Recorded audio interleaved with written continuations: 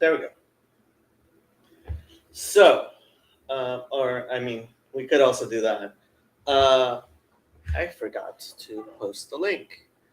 Father Eric says, trolling already. Well, kind of, not really. I mean, as soon as we found out who it was, I started looking, and we started discussing on my Discord about it, and it's pretty bad. It is really, really bad. I think. And that was actually the reason why I decided to do the stream myself, because like what I have been seeing is a lot of Catholics quietly accepting their fate, and not complaining too much, which, if I were a faithful Catholic, that's what I would try to do. What I said before the conclave was, I believe God's will be done, and God's will has been done. And Gamzu Latova, also this God has made for the good, and Kol Rahmana Avid Latav Avid, and all that the merciful does, he does for the good. At the same time, this is probably the most shockingly bad. So should I pull up his which Twitter like here? Well, I mean, you can see this, but yeah, this is probably the tweet that should get etched in your mind. The new Pope, February 3rd. J.D. Vance is wrong. Jesus doesn't ask us to rank our love for others. And Harry Sisson, I like Pope Leo XIV already. This is so obviously a political choice by the College of Cardinals. Yeah, he is an Augustinian, which is supposedly better and more than a Jesuit, but I mean, his latest. Hello, Andrew. His latest tweet, the most recent tweet of the Pope before he went into the conclave, was here we do an analysis of the new Pope's Twitter. First of all, it's in Spanish, which makes sense. I mean, he was like, they did this on purpose, right? He is a Latin American Pope for good reason. They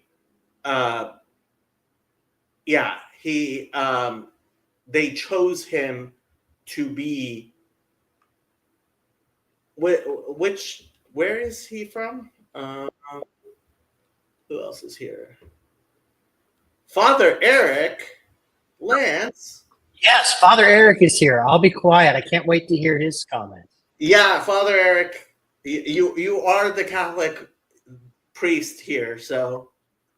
Okay. I appreciate you recognizing my ordination. And we're all very happy for the election of the new Roman pontiff. And I'll tell you why, right? And it's not because we already know that he's going to be amazing and fix all the problems of the church and make sure that everybody gets a puppy and a piece of candy, you know. It's because the most important job of the Roman pontiff is merely being the sign of unity of Catholics throughout the whole world, that we all agree that he is our Holy Father, that we all agree that he is the sacramental representation of the unity and the visibility of the church. And so usually, no matter who it is, anybody who's a little bit sane and not completely insane is happy to have a new Roman pontiff, no matter who he is. And then as the days go on, we start to figure what this guy is about. So that's the first thing I want to say is we're all happy to have a pope. Okay. I in essence have to agree with you because I believe in hierarchy. I believe in unification. I believe that where there is unification in the world, including 1.4 billion Catholics being under one hierarchy, that's better than if they were disjoint at the same time. Well, obviously, you want a pope who's going to do a good job, right? That's okay. Yes, that too. But what seems very clear to me is that the College of Cardinals chose this pope specifically to be anti-Trump. Okay. That's clear to you, huh? It from what I'm seeing from the From seeing, you seen that from like Cardinal Dolan, or you seen that from like Cardinal Pizzaballa, or you're seeing that from like Cardinal Supich, or are you seeing that from, I mean, which cardinals are you hearing this from? The 2/3 who decided to elect an American who is an archbishop from Peru who has been tweeting very loudly. His most recent tweet was about Trump and El Salvador. So you're getting people who pay attention to Twitter then. I'm but I would getting say it from the Pope's own Twitter feed. it's his own Twitter.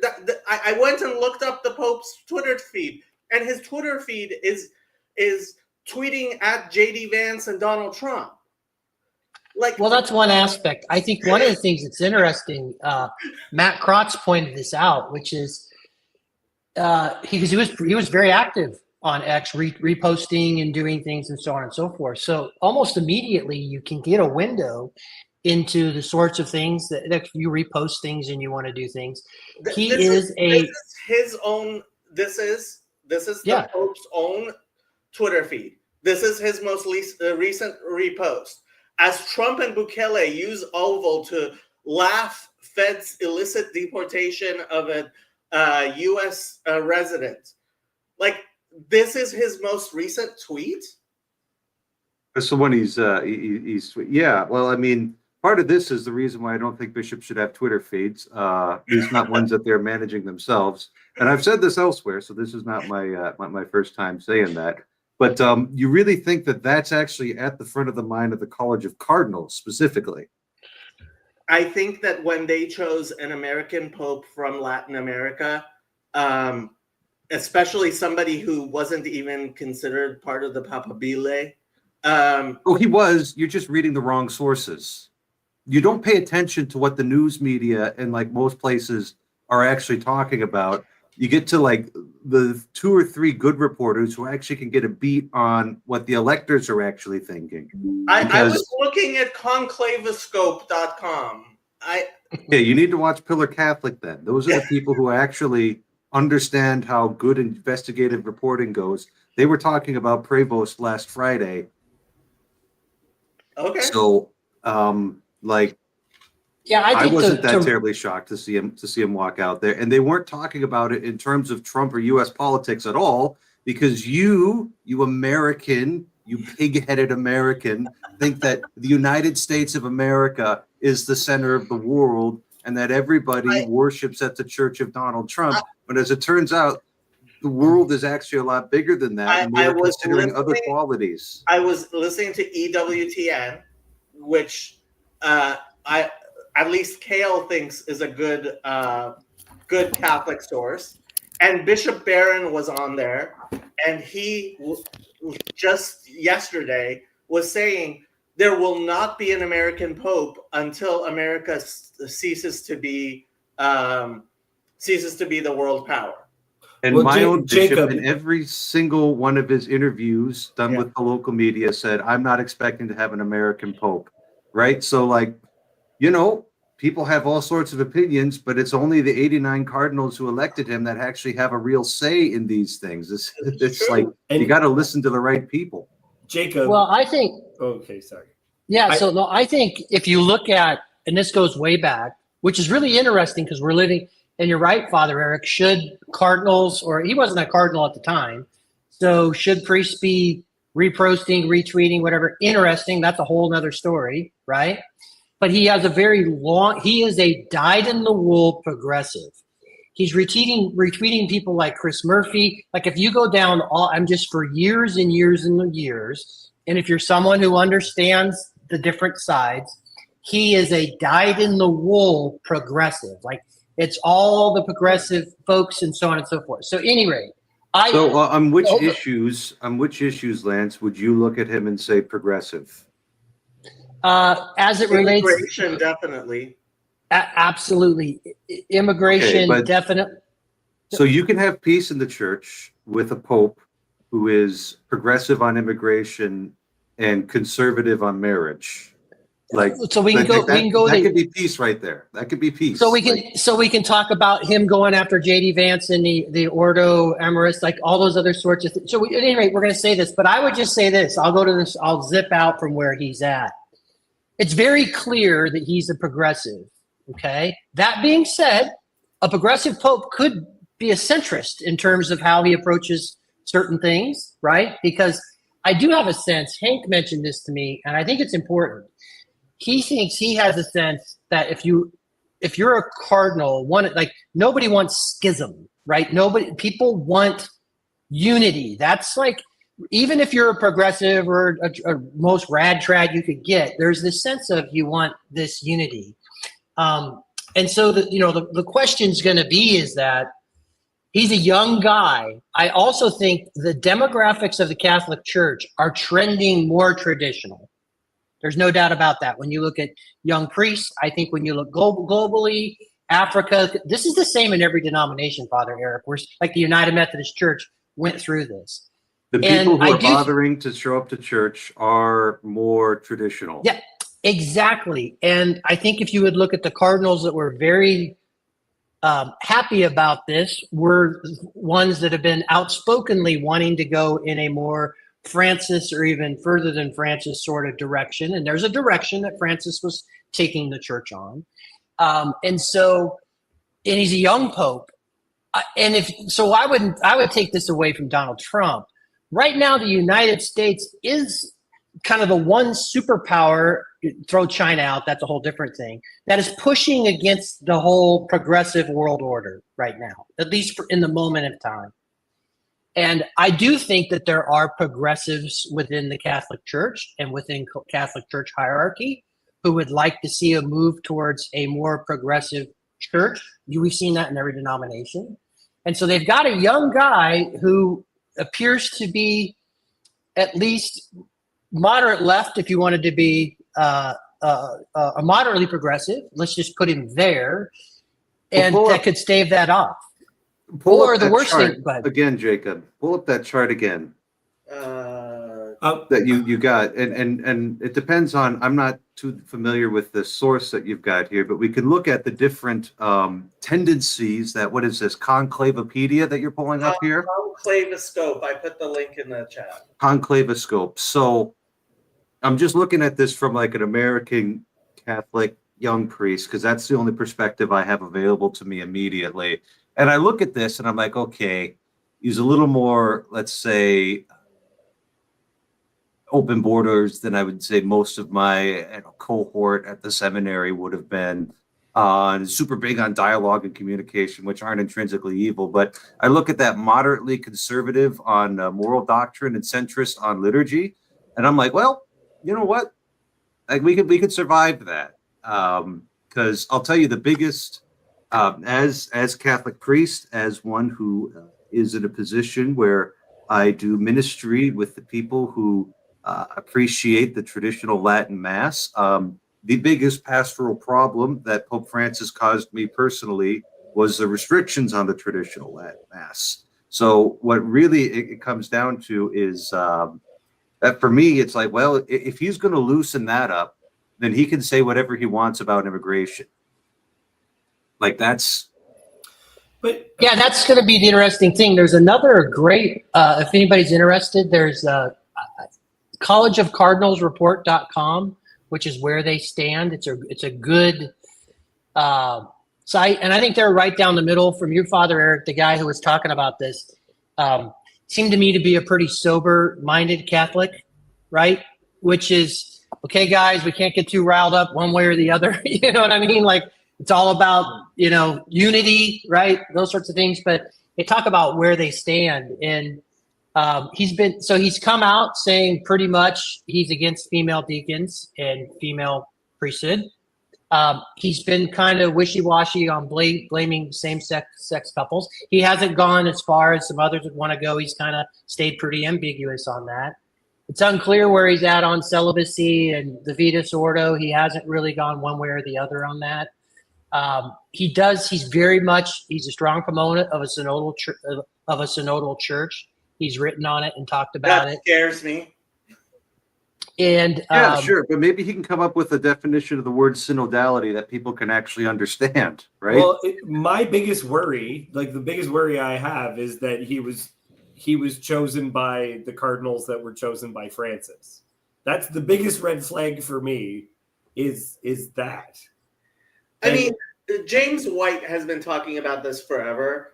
I don't think that just because Francis chose the cardinals, it necessarily meant that he would end up going the same way Francis was.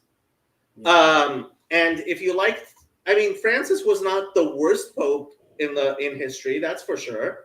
But he was a leftist. I mean,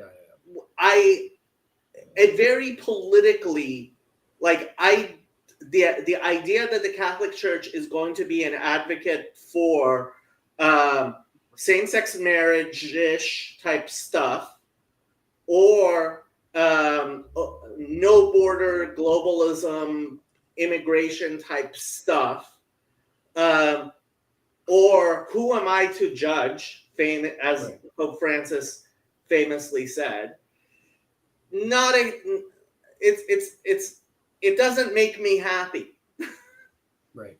Well, it's just the idea that, especially with influence of it's called liberation theology, isn't it? Like what is in Latin America and if you're making certain statements, I would just assume that means if you haven't made direct comment on it, that you are from that camp. And he named himself Leo the 14th, and Leo the 13th was apparently the guy who put out the encyclical on Catholic moral teaching. I think Catholic social doctrine is what you're looking for. Social doctrine, yeah. Sorry. Social doctrine. You're correct. Thank you for correcting me. I am just afraid he's going to be a woke crusader. Sure. I guess that's theoretically possible. And as I've told people, you got to ask me 2 years in if you want a real opinion about what's going on. 100%. You have to see where he goes, right? You don't know what's going on until you've seen what kind of fruit's being born, right? And he showed up wearing the red stole, which apparently says he's more conservative than Francis. Or at least more beholden to the traditions of the Roman Church and what's come before, right? And Francis didn't really care about that kind of stuff. So he didn't wear the mozzetta and the stole.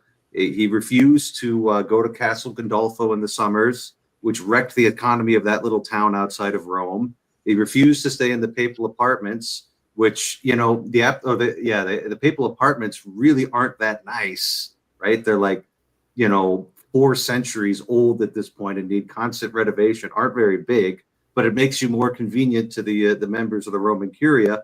He stayed at the Domus Sancta Marta, which meant that he had to spend a lot of money in order to secure the street behind that. So there was just kind of this free radical maverick that we got under Pope Francis, that, you know, and certainly a lot of people chafed against that and didn't think that was good. Now you've got the guy who was the head of the congregation for bishops. Yeah, okay, Luke. It turns out we're different human beings. He seems to be more willing to submit himself to the traditions, at least with that one gesture right there. And as a curial man, he'd have an idea of how these things maybe are supposed to work there. How would you feel if this Pope brings back the papal tiara? Would you be pro? I mean, I'd be pro it, but like, I'm not holding my breath or putting any money on it. I think it's important to realize, like, Luke gets everything wrong always, and this is a classic case. There is a certain amount of inhumility, brazen and audacity that comes with, hey, I'm going to break with papal tradition of thousands of years, or even hundreds of years.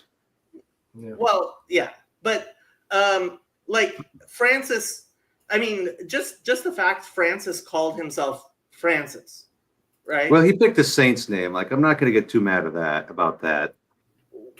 Fine. Well, but you identify as the humble. Like, he did identify, like, oh yeah, I'm the humble one. Yeah, I am so humble. I am going to ostentatiously be humble. Yeah. Like, that's the thing. It's the male feminist, right? Well, like, Father Eric, male feminist who's like, no, I'm really good for women. Yeah, ostentatious humility, exactly like Laura said. Yeah. I wanted to ask you this question. I'm glad you showed up, because this is the question I have. The fact that he's from Chicago, although he'd spent the time in Peru, had he spent much time in Chicago recently, or had he been down in Peru? Oh, he's been, and that's the thing, is everybody's like, oh, we got this American Pope. I got this American Pope there.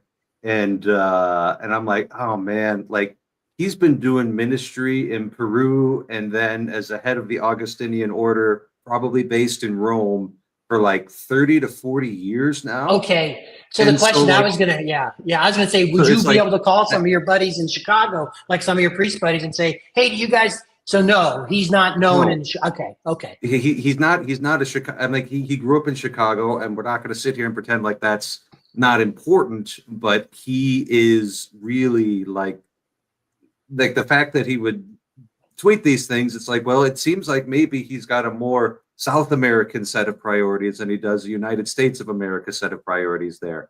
Of course, that's like, it shouldn't be too terribly shocking to us that he would have a different set of priorities. And now he's got to have everybody's priorities as his priorities and figure out which of these priorities are the priorities that he's going to prioritize, which is a truly terrifying job, which is why I was glad I was able to say mass for him today. Because even before we had his name, I had mass scheduled at 11:30 here, and the white smoke had gone up, but we didn't know his name yet. But I'm like, we're doing a mass for the Pope anyway, so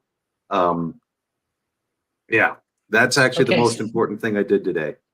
Because I would have thought if he would have had more American ties, you could just literally. Because here would be my question: let's say he had been in Chicago. Do the everyday priests really understand where their cardinals and bishops are at? Like, do they get to form any relationships, or is there bureaucracy where, we really don't get to have, we don't really. Depends on the size of the diocese and the bishop. Okay. Yeah. What does it mean that he's an Augustinian? Like, he chose very early to become an Augustinian. So that was a order that was founded not by St. Augustine directly, but based on his theological writings and the rule that he wrote. I think it was founded in like the 8th or the 10th century. I'd need to go look up the history of that to get the exact dates there. So that meant he was a religious order priest, which is why I think he ended up in Peru for so long, is because they kind of go wherever the mission leads them, rather than being tied to a particular territory. Yeah, but I mean, as choosing to be an Augustinian as opposed to a Benedictine or Franciscan, or like what is that choice reveal about him particularly and his? He's trying to redeem the Augustinian order from the indignity of having produced Martin Luther, obviously. Well, that's actually funny because Joseph looked into the Pope Leos, and apparently Pope Leo X was the one who inspired Martin Luther's 39 articles. Yeah. Not the 39 articles. You're looking for the 95 Theses there. 95 Theses, sorry. Whatever. But never mind that. I think he probably has Leo the 13th more in mind than he would Leo the 10th, yeah. Leo the 10th, yeah. Or Leo the Great. You know, maybe he really thinks that the Huns are at the gates and he needs to be the one to go stop them. You don't need another one of those. Leo the Great? Come on, you should be cool with Leo the Great. He's pre-schism.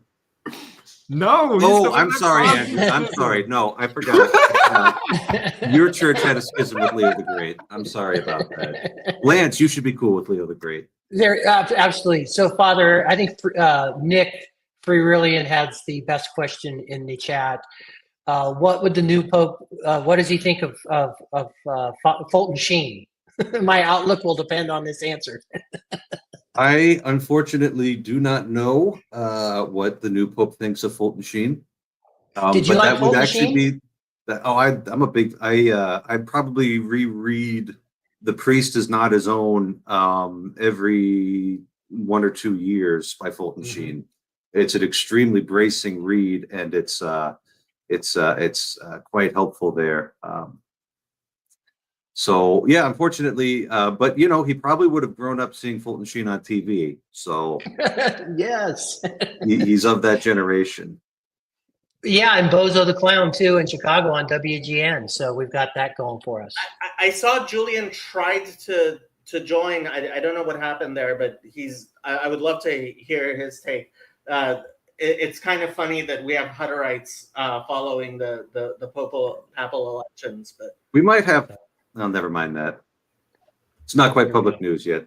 I'm going to leave. Thank you, Father Eric. And by the way, I just as yourself, I totally understand your position, and we just do need to see what's even despite, because I actually believe this too. This might seem a little Pollyanna, but I think the gravity of any sort of position like that, if you're a man of faith, who knows? Who knows what direction you end up taking, despite what people actually who elected you might think you take when you have that responsibility. So I do pray, because it's important for billions of people.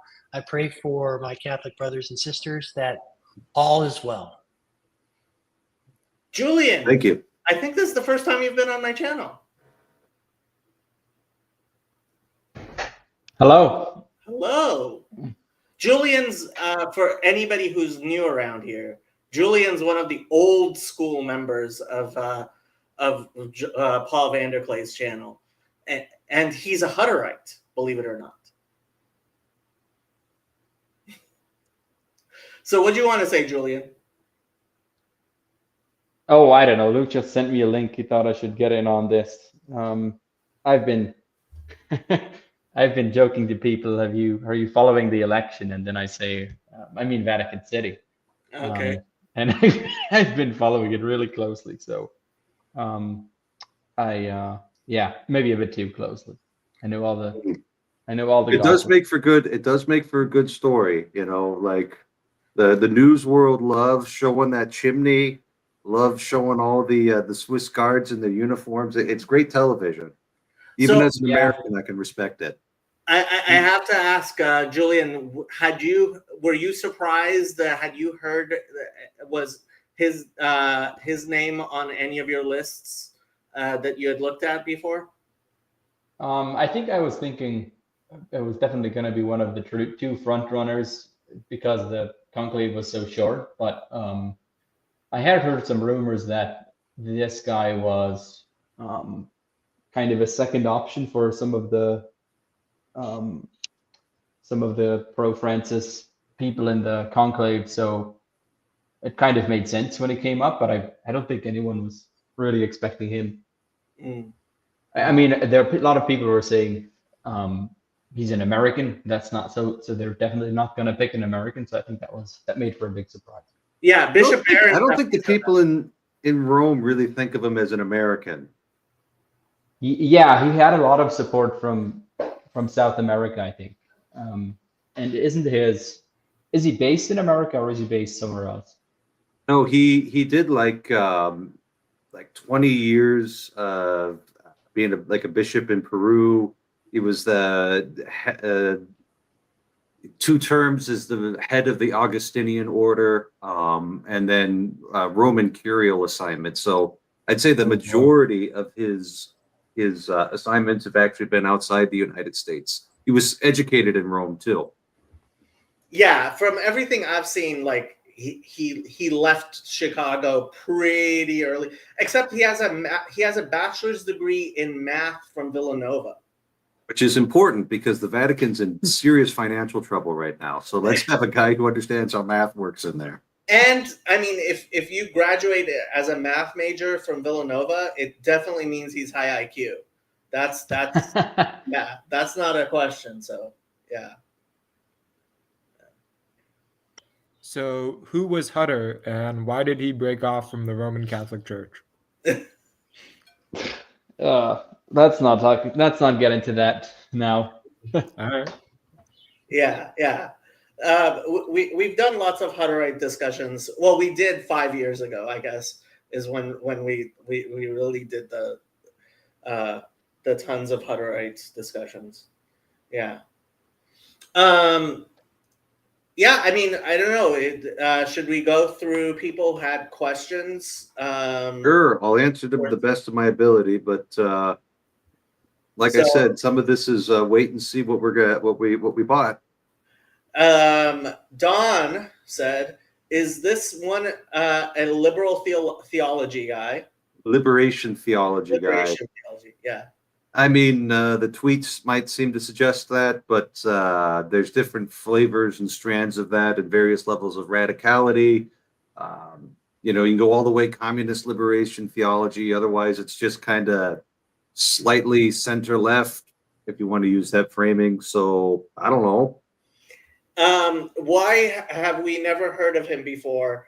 Because you haven't been reading the right news sources. Well, EWTN didn't talk about it. Yeah, I'm sorry. I'm a big Pillar Catholic stan. So this is the thing, right? And this is a difference between American elections and papal elections is the media can actually swing things in American elections, right? Mm-hmm.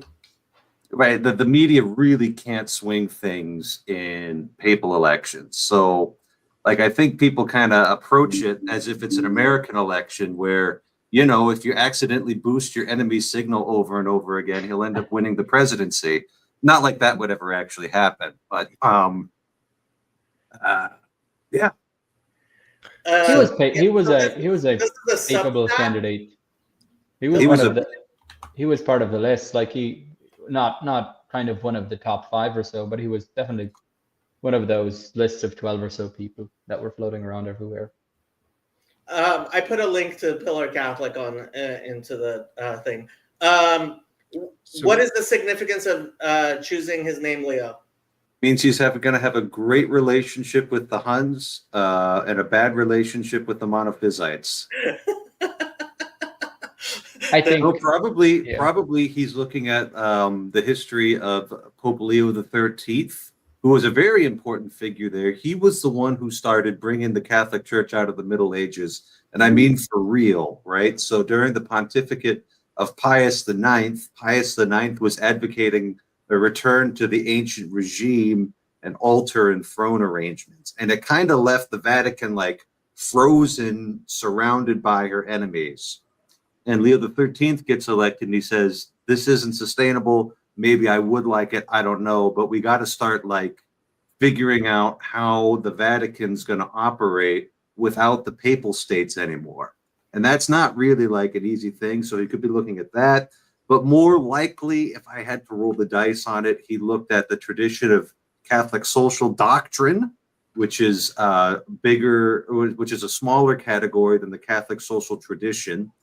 So pay attention to that, and sees himself in that sort of way. And, you know, I know that Lance and Jacob are already upset about the tweets that they've seen, but like, we'll see what he writes if that's his intention, is to take on that mantle right there. So what's the difference between electing a cardinal and an archbishop? So a cardinal is appointed by the Roman pontiff to be his advisor and to elect the next pope. An archbishop would be the head of any archdiocese. So I put a link to the encyclical Rerum Novarum, which apparently was very significant in Leo XIII's teaching on capital and labor, apparently. And so probably, I'm guessing, reading that is might give you some idea. I don't know. But the other thing that I saw mentioned was as part of being the head of the dicastery on bishops, I guess it's called, or which is the people. It's the Pope's commission for appointing bishops. He made the decision to include women in that decision making. Women get included in all sorts of church decision making. Like, this is a little higher than it normally goes, but yeah, I mean, I don't know. Seems kind of feminist to me, but we'll see. Like, look, there's certain like tripwires that you can kind of tap dance around, but if you don't go over them, then you won't get a schism. And not having a schism is good. Yeah. Do we know if he's from the south side of Chicago or the north side of Chicago?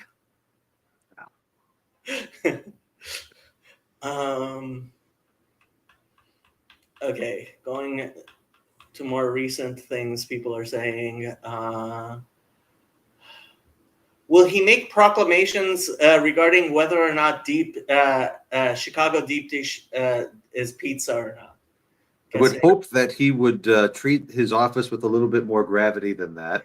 However, if he said it to a few cardinals over a glass of wine, I think that'd be funny. So, and RJ doesn't know how to spell monophysites. It's feces, Physis, monophycite. Yes. Will Leo bring the lion culture? Actually, PVK tweeted about this. He's like, yeah, lion culture is coming back with Pope Leo XIV. And I'm like, I'm not sure that's what he was thinking. Yeah, I'm thinking he's looking at Leo XIII. He's not looking at, unfortunately, he's not looking at Paul Vanderklay's Twitter, videos. Videos, yeah, like that's not. It's Leo XIV, right? If it was Leo I, we might have something to say about that.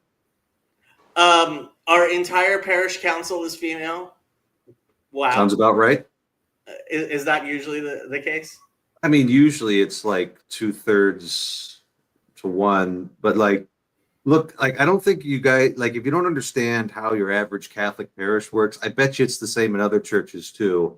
It's like, if you can't get at least a quorum of the women who run the place behind what you're doing, it's really not going to happen. Right. And you're just hoping that they're like reasonable people that can be, convinced of anything, because they put in all of the unpaid labor that makes the parish run. So like the place would be crippled if all the women decide that they're not on board with it.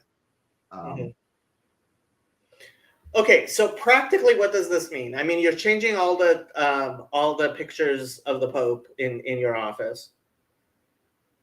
Practically, you got to ask me 6 months to 2 years from now, after what he actually does. Okay. Right, because there's all like, so Pope Francis has been talking nonstop, or he was talking nonstop about migration during the entirety of his pontificate, right? Like it was just a constant drum stream. How much effect do you think that had on U.S. Catholic voters? Yeah, Right. So they basically just essentially said the same thing. And if you're a conservative, you could say, well, obviously I don't want to round them up and shoot them, but we would need to have a little bit of law and order down there, and the other side would be making their argument. And so like it really didn't move the needle on it. So like what I'm worried about is he going to change the code of canon law 11 times? Because that makes life difficult for canonists. And just for perspective, I think John Paul II changed it twice in his 25-year pontificate. So, that gives you a little bit of... Apparently this guy is a canon lawyer.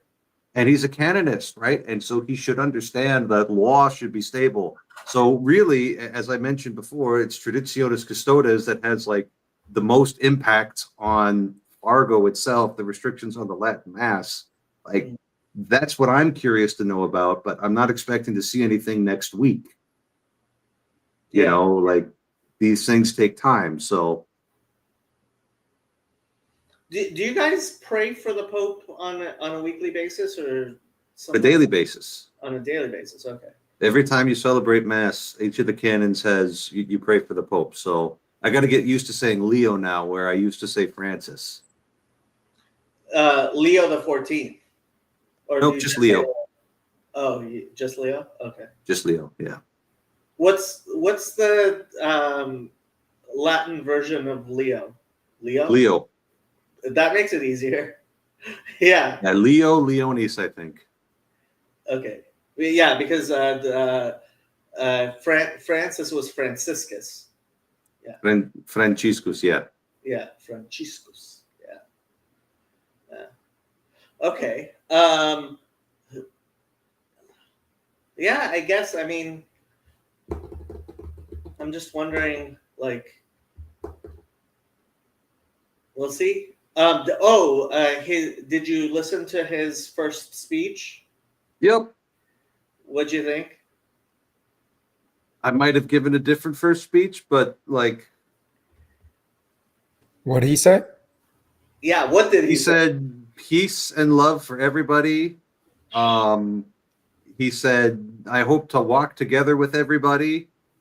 He said, greetings to my diocese back in Peru. That was a bit where he switched into Spanish. And he said, today is the feast day of Our Lady of Pompeii. Let's all pray a Hail Mary together. Marian devotion. I'm guessing you're good at that. I mean, it was in the style of Francis, but like you got to see what the substance is before you make any judgments here. Yeah. I'm sorry if this is turning out to be a bit of a nothing burger, but like the guy's performance as a cardinal doesn't. I mean, he does have a Twitter. I was very surprised about his Twitter tweet. You won't find mine. Right. You got to work to find my opinions. You got to go through hours and hours of YouTube videos to find my opinions. Right. And yeah, that's not how he. I mean, I'm guessing he was running his own Twitter feed before. Oh yeah, no, that was definitely not a social media manager's Twitter feed. You can tell that Bishop Barron, his social media feed is run by somebody else, and maybe he looks at it and approves it before it goes out in his name. But like it's very, hello friends, today's the feast of St. Martin de Porres, and here's why he's important, which is approved Episcopal activity as far as I'm concerned. Yeah. Well, I mean, so he was the leader of it. So is the leader of the Augustinians also an archbishop, or? I'm not sure when he would have been consecrated a bishop. I don't think for a religious order, you don't have to be a bishop, but oftentimes if they're big enough and prominent enough one, they do become one. Well, he was a cardinal bishop, but he was only appointed to the College of Cardinal. Oh, you're talking about the cardinal. Yeah. He was a cardinal archbishop. So there's 3 levels of cardinal. No. Yeah, but that doesn't have anything to do with the rank that you are. And so like If you like, the cardinal deacons are mostly bishops, and the cardinal priests are mostly bishops, and then the cardinal bishops, I think, are all bishops. That's There's what I only was like wondering. one or two presbyters in the entire college of cardinals. So that's more like honorary titles from centuries ago than their actual degree of holy orders. I was wondering if you could be a cardinal bishop and still be a presbyter. I think I'd need to reread the legislation on that. It's not really relevant to me in my day-to-day work, so I don't worry about it too much. But I do think they're given the titles of the church, the diocese around Rome, and so they would need to be a bishop in order to hold those titles. Okay. But I think you can also, I think the cardinal priests and cardinal deacons could be anybody technically, but there's nobody who isn't a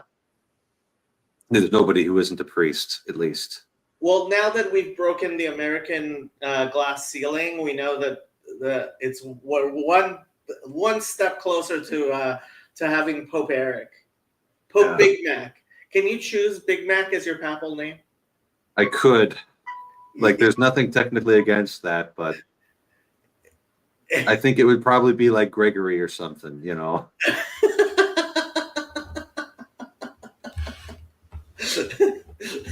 Yeah, Pope Big Mac, biggest Macus, it would be in Latin. Grande McGinnis. Oh, I think I would, if I ever had that terrifying responsibility thrust upon me by my friends, then I would choose something a little more suitable. Oh, that's actually so. Apparently, they call the place that the Pope waits to be announced something of tears, the Chamber of Room Tears. of Tears, yeah, the Chapel of Tears, something like that. Yeah, that's based on the idea that it's like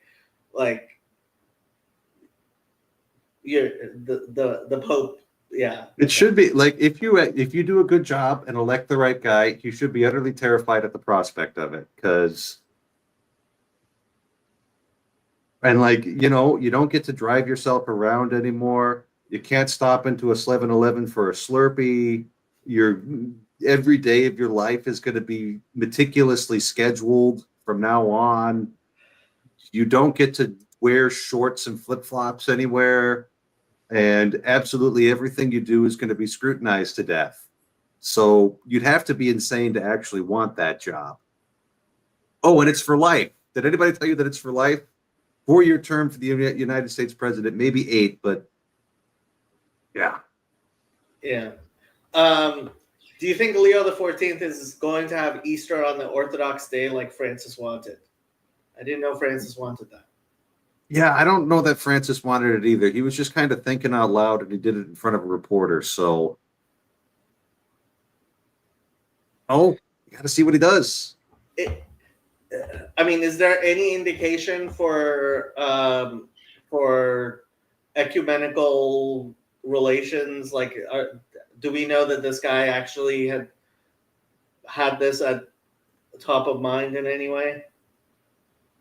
I don't think so. I think I think, if I had to guess, and this is just me guessing because I wasn't in the room where it happened, I think they elected a curial diplomat. I mean, not really a diplomat, a curial canonist with a reputation for building bridges with bishops to kind of settle things out and,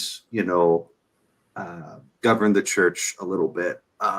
In a little bit more of a settled manner than the more maverick forms of things that we got under Francis's pontificate.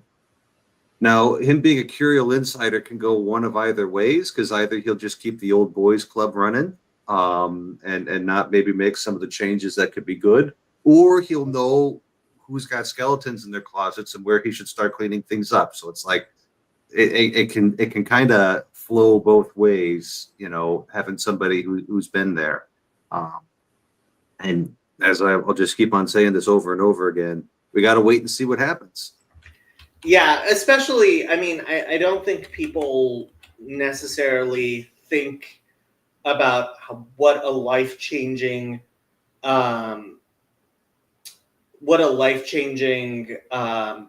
experience being elected Pope is, right? Like, whoever you were before, after that conclave, and That's why you get a new name. yeah.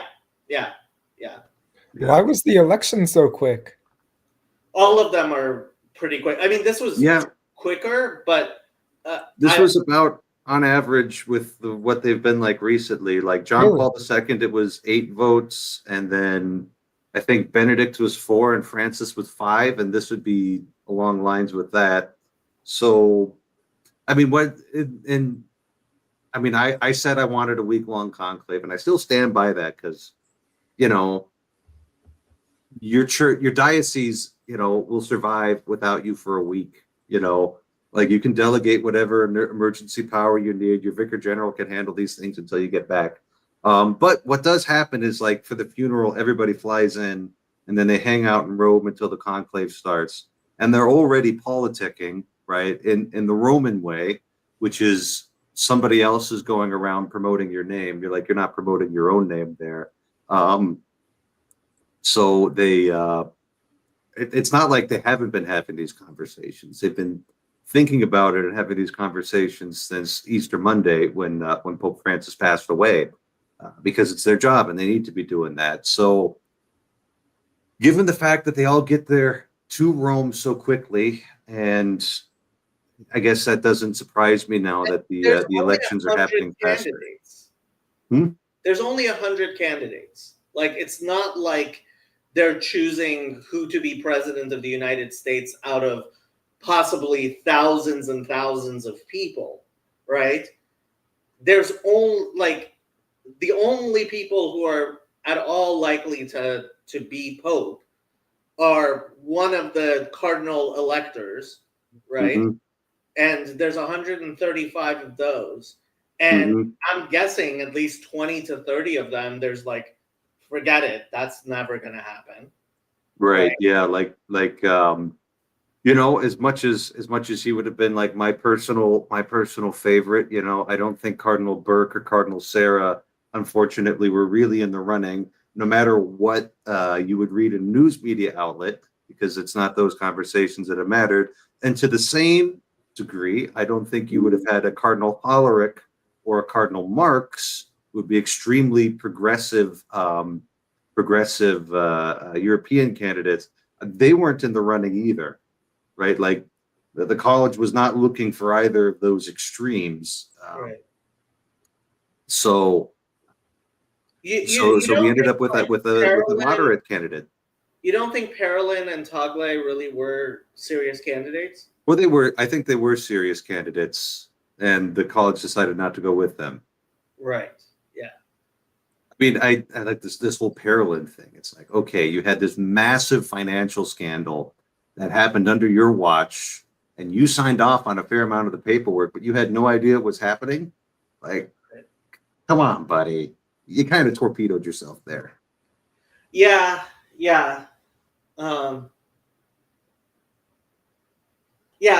And I mean, a certain number of them, I mean, I know one of them, for example, had Parkinson's, and like there are real life issues where, like, it's like, oh, this Pope, you know, his Latin's not very good.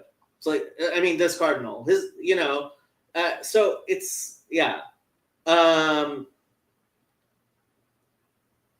So it's not like there's that many candidates. It's Joseph says, isn't the Chapel of Tears like Jesus in the Garden?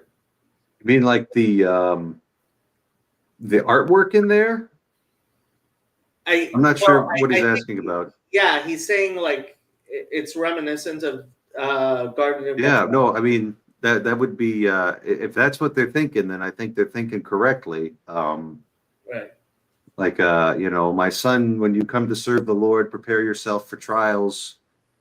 That's not in your Bible, unfortunately, Jacob, but it's in mine. So,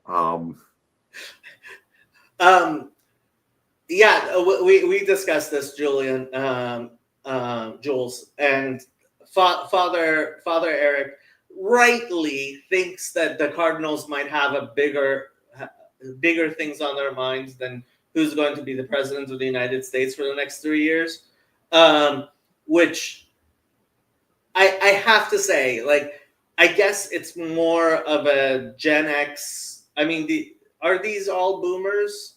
Like, how many of them actually thought, oh, if I'm going to vote for somebody to be Pope, let me go check out his Twitter feed first? Yeah, I'm going to go ahead and say that they probably didn't do that. And I'm going to say that it was a mistake that they didn't do. Yeah, well, I mean, as I've said, right? Some of these things that the Pope talks on, it doesn't have that big of an effect on what the lay faithful are thinking. Yeah, but still, it tells you something. Like, yeah. So Kale actually, he tweeted out this picture and said, "Look at the people who are smiling." And I don't actually know who these people are.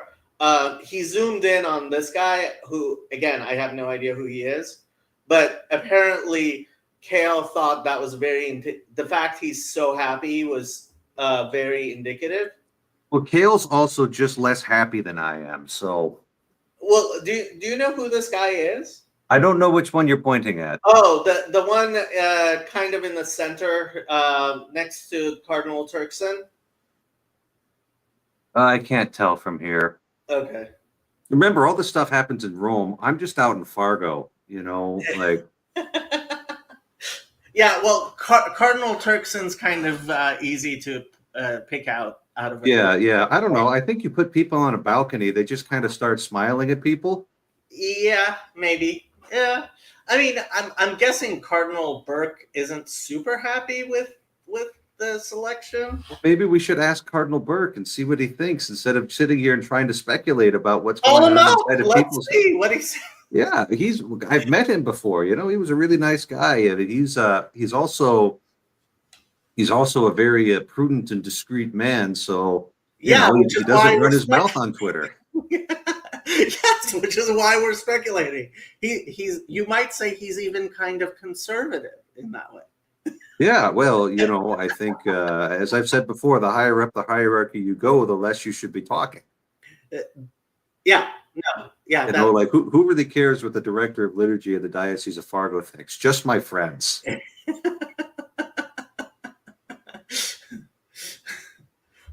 Yeah. I just remember that Francis and Trump had beef the last few months. I'm curious to see how this will develop with Leo. Me too, man. Me too. We'll see. I mean, Trump's truth about this was actually very gracious and looked like it was a statement that was well written, not by him. He's like, oh, it's a great honor as an American to have an American Pope, and it was actually quite gracious and nice for Trump. So, but he's good at that with formal occasions. I remember when they told him that Ruth Bader Ginsburg passed away, his reaction was actually very good. Every once in a while, he can do it. Yeah, he has the capability. Yeah. We just noticed the more bombastic stuff. Wonder how does that happen? Never mind. Father, stop making so much sense. Sorry. I'm sorry. Let me go on about how our new Pope is actually a Freemason. How would that make this stream a little more exciting? Well, the very conservative people are talking about Lavender Pope. So. Well, if he does that, then he should be ready to have a schism on his hands. I do rather think that would happen. And hopefully the gravity of his office would compel him to not do that, even if he so felt like it. So. Yeah, I guess. I mean, yeah. If he decided to, like, he hasn't actually made. So when I looked at the rankings, a lot of them put him kind of like on the moderate to conservative end on those issues. But when you looked into the details, they said he hasn't actually said much. Yeah, maybe the real reason for that is that he was in Peru, and that's not as much of a pastoral priority there as it is in the United States of America. Like maybe they got a different set of priorities there, and a different set of pastoral needs there. They never really felt the need to speak out on it. I don't know. That's just me speculating, so I'm not gonna. Latin America, actually, the whole gay marriage and gay adoption thing is actually kind of, it's certainly, it's not like in Africa where it's very clear everyone is like no, right? In Latin America, there definitely, and I think that has a lot to do with liberation theology, is it is somewhat of an issue. A lot of Latin American countries allow gay marriage and gay adoption now. Okay. Well, yeah. So we'll see.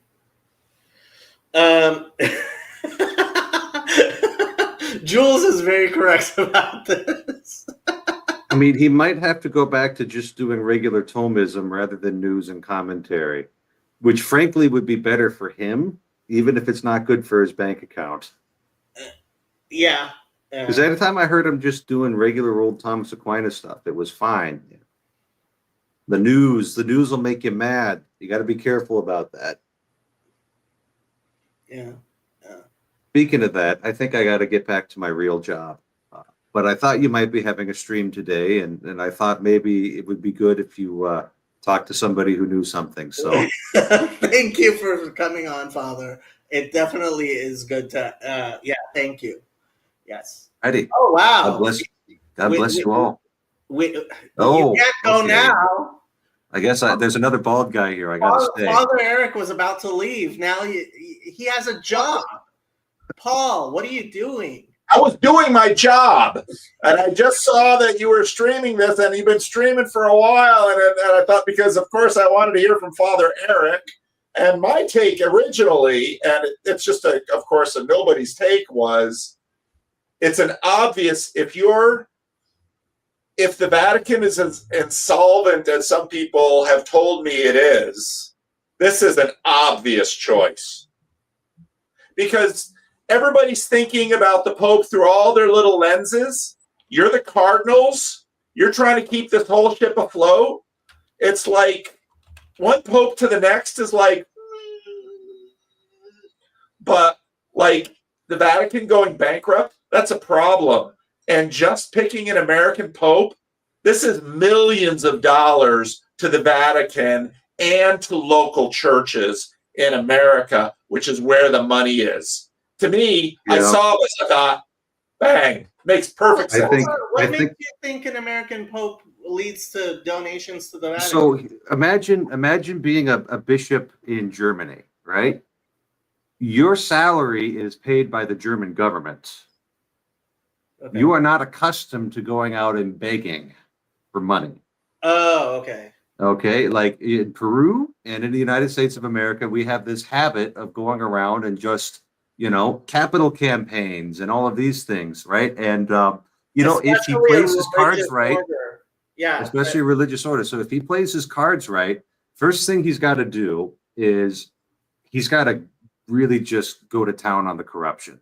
And I'm still in my head, literally 50-50 on to whether or not he actually does that, because he's a curial insider. And that can go one of two ways. That can either go, he knows where the skeletons are buried and he knows where to start looking, or he's going to keep the old boys club going, right? So I can't tell now until we start to see who he's firing. So if he can start getting the corruption kind of wheeled out, then he can broadcast a message on YouTube saying, hey, we passed our first, here in the 5th year of my pontificate, we passed our first full audit. My fellow Americans, we have $9 billion in unfunded liabilities in our pension plan. Would you please help us out? And if he can prove to people that he's got the finances under control, the hose will open. There will be all the money that he needs because America is wealthy. Yep. Absolutely. Absolutely. The first thing I thought, oh, of course, this makes perfect sense. And it's, in that sense, is a great pick, regardless of all the other different levels, which in many ways, I just finished this book on Vatican I, but the truth is, in almost any position, the top person has so little movement room. I mean, the most that the last pope, the word the last pope will be remembered for is, who am I to judge? Of all the things that he said and did, that will be remembered. If this guy can, regardless of what he does theologically, what he does on any other measure, if he makes America love the Vatican again, Paul, have you checked out his Twitter feed? No. Did we ever love the Vatican? Like, wasn't Kennedy lambasted for being a Catholic? Well, I have spent the last 2 years trying to increase my understanding of the Roman Catholic Church. A project like that is attempting to swim across the Atlantic Ocean. I just got appointed to Pope Leo XIV cabinet, so I got to go. All right. Because I had a question. No, so the Roman Catholic Church is so huge and so old and so inscrutable, but the relationship between America and the Catholic Church is very complex. So, but if there's one thing that, if you have a YouTube channel and you look at the analytics, if there's one thing you have to appreciate, it's that America is super important. And if you're running anything that works on donations, America is even more important. And something like the Catholic Church, you cannot understand what has happened in the 20th century to the Catholic Church without understanding what happened in the Second World War. And that fascism was taken down, because fascism was the hope of the Vatican and of Latin America, and it all collapsed. Communism was always their enemy. Part of what Vatican II did was say, we're okay with democracy now. And the reason they had to do that was American Catholicism is vitally important to the world. It's not the only thing, because the Catholic Church is growing in Africa and Asia. But in terms of money, and the American Catholic Church is getting more conservative, because all churches in America, my guess is the same thing is happening with Jewish congregations. Conservatism is riding a tide. And so regardless, the job of this guy is going to be to put the Vatican back on a secure financial footing by schmoozing up to the Americans, which was going to mean he's going to, regardless of his personal opinions on Catholic economic ideas and all of this stuff that's in Latin America, he is not going to tick off the deep pockets in North America. Yeah, I ask. No, actually, he's already ticked. I mean, here is his. This is his. The Pope's actual most recent thing from February 3rd. J.D. Vance is wrong. Jesus doesn't ask us to rank our love for others. And this is Harry Sisson, so I'm guessing you know who he is. I like Pope Leo XIV already. His Twitter feed is his Twitter feed is like this is his most recent repost. Like, this guy is not he's already ticked off the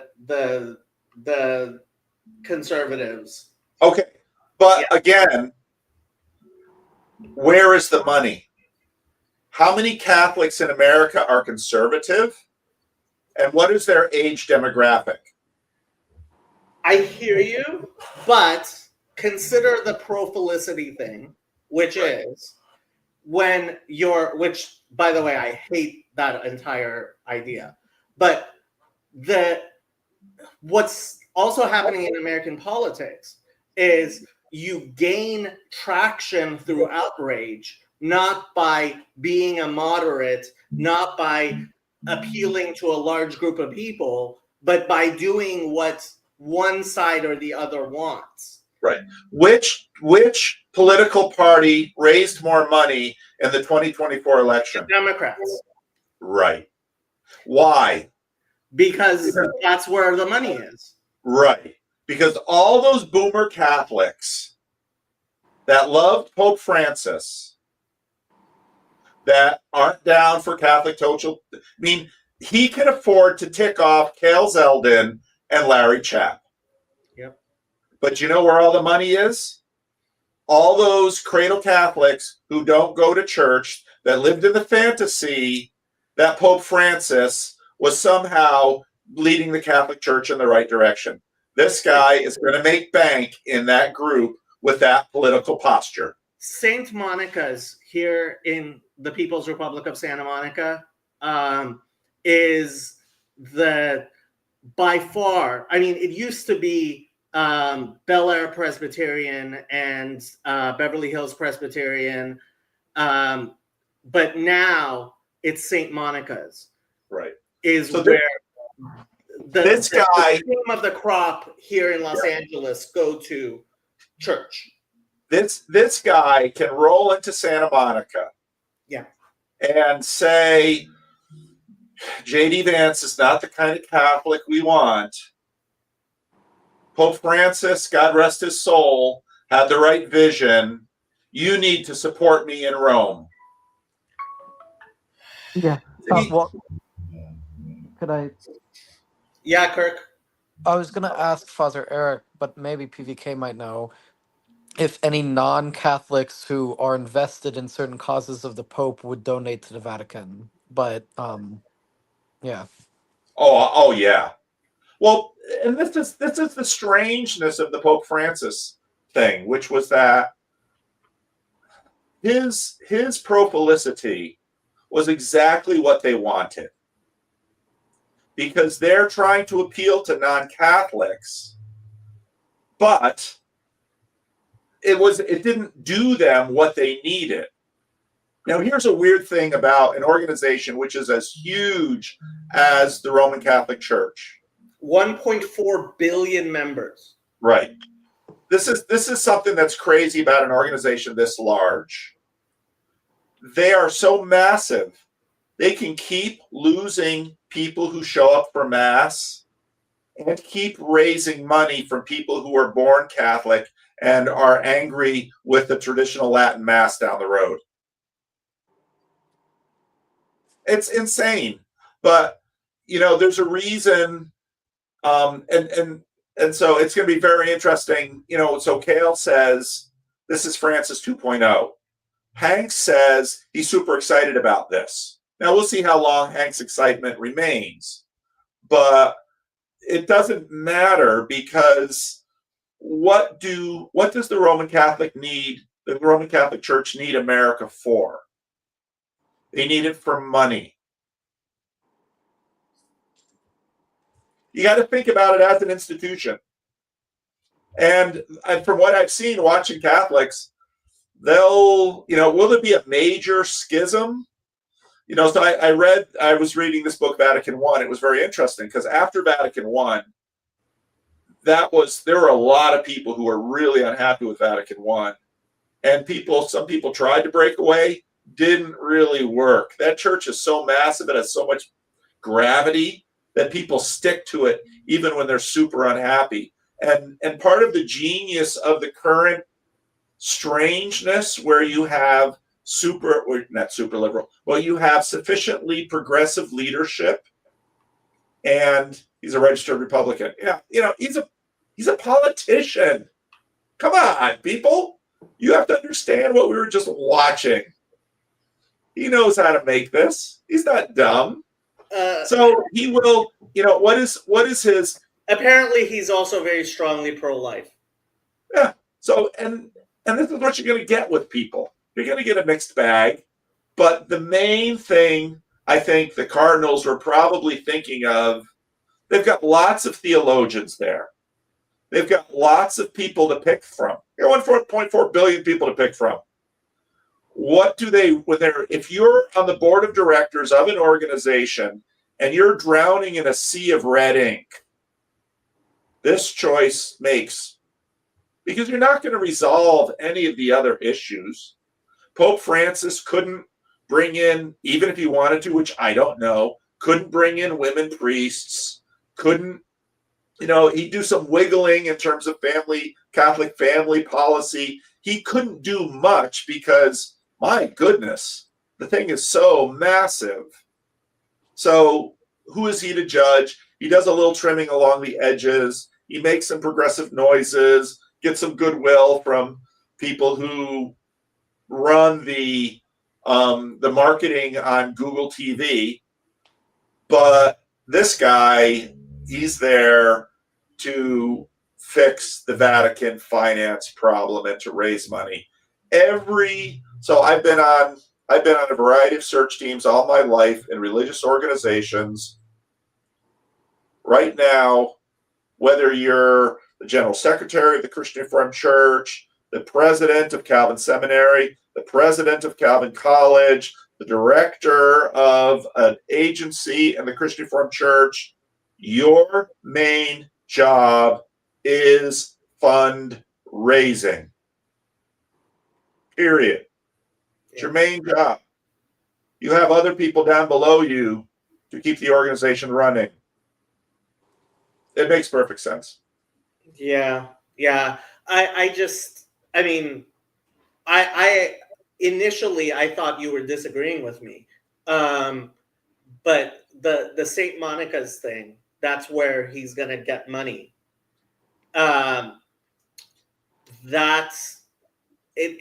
It brings me back to the belief that they chose a pope, I do believe, and Father Eric was skeptical about this, as an anti-Trump. Oh, Francis was. Yeah, well, but Francis wasn't chosen to be Well, I don't know to what degree Trump was on their mind.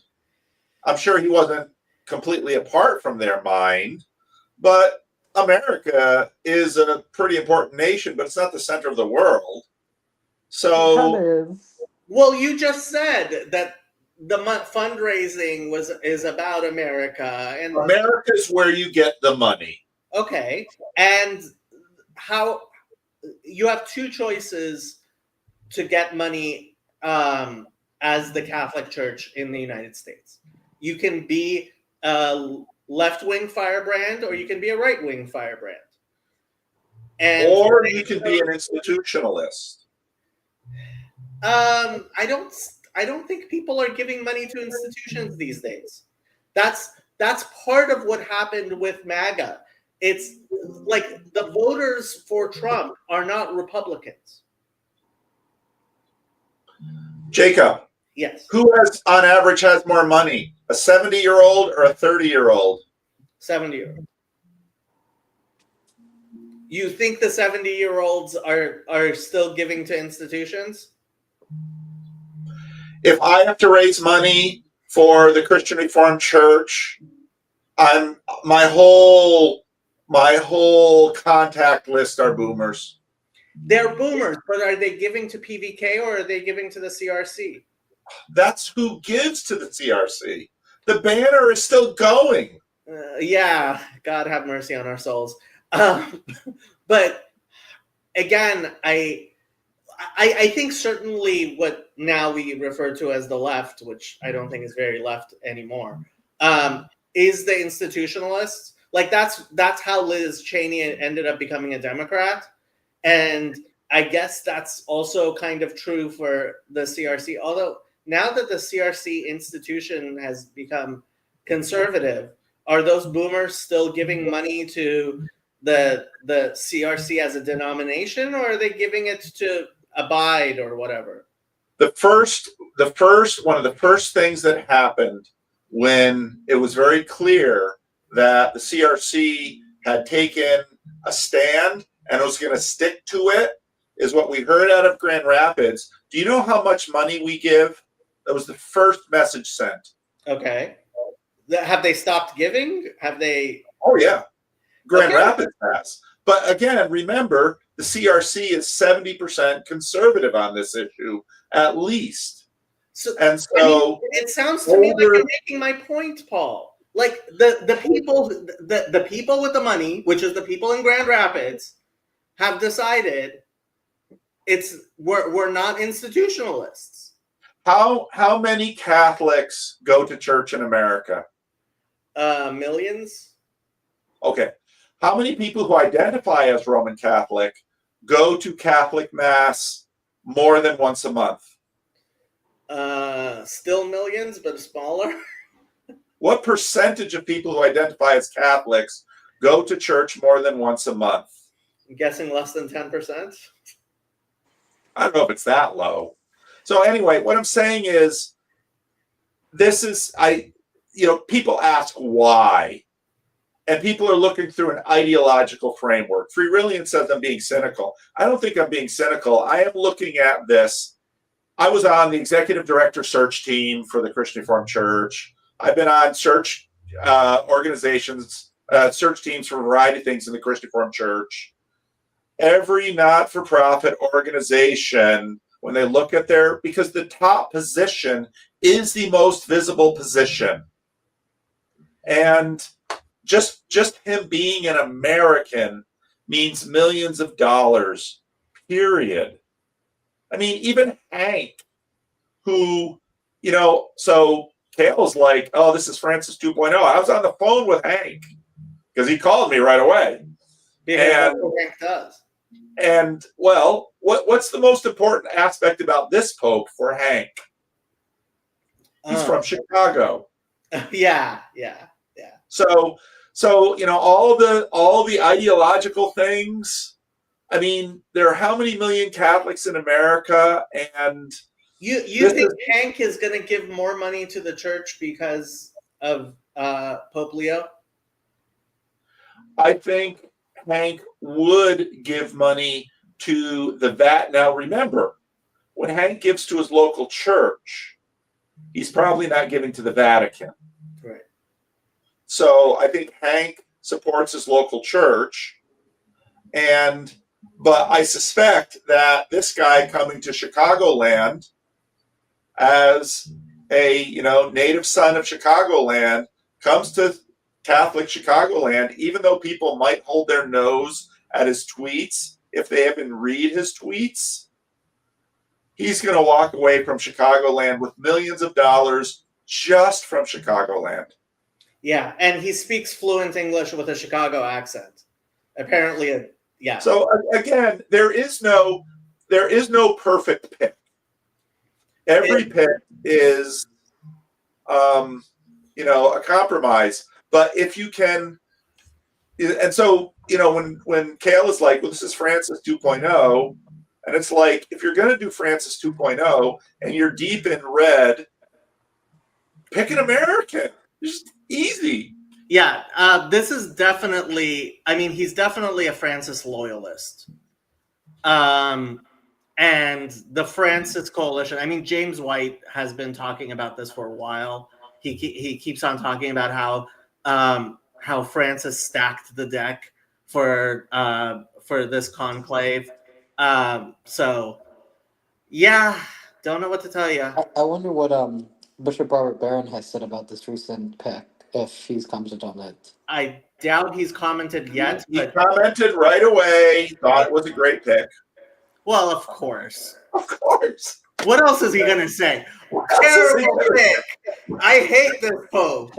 No. And again, he's American. So for a guy like Bishop Barron, I'm sure he knows him at least to some degree because he's American. And So this is part of the thing. So which we were talking about. He so he's an Augustinian, okay, and so immediately he was sent off to Peru as a young priest, and then he became Secretary General of the Augustinians, meaning he's been in Rome for the past 30 years. And so apparently he's not really known. Well, Bishop Barron would probably know him from Rome, not from the United States.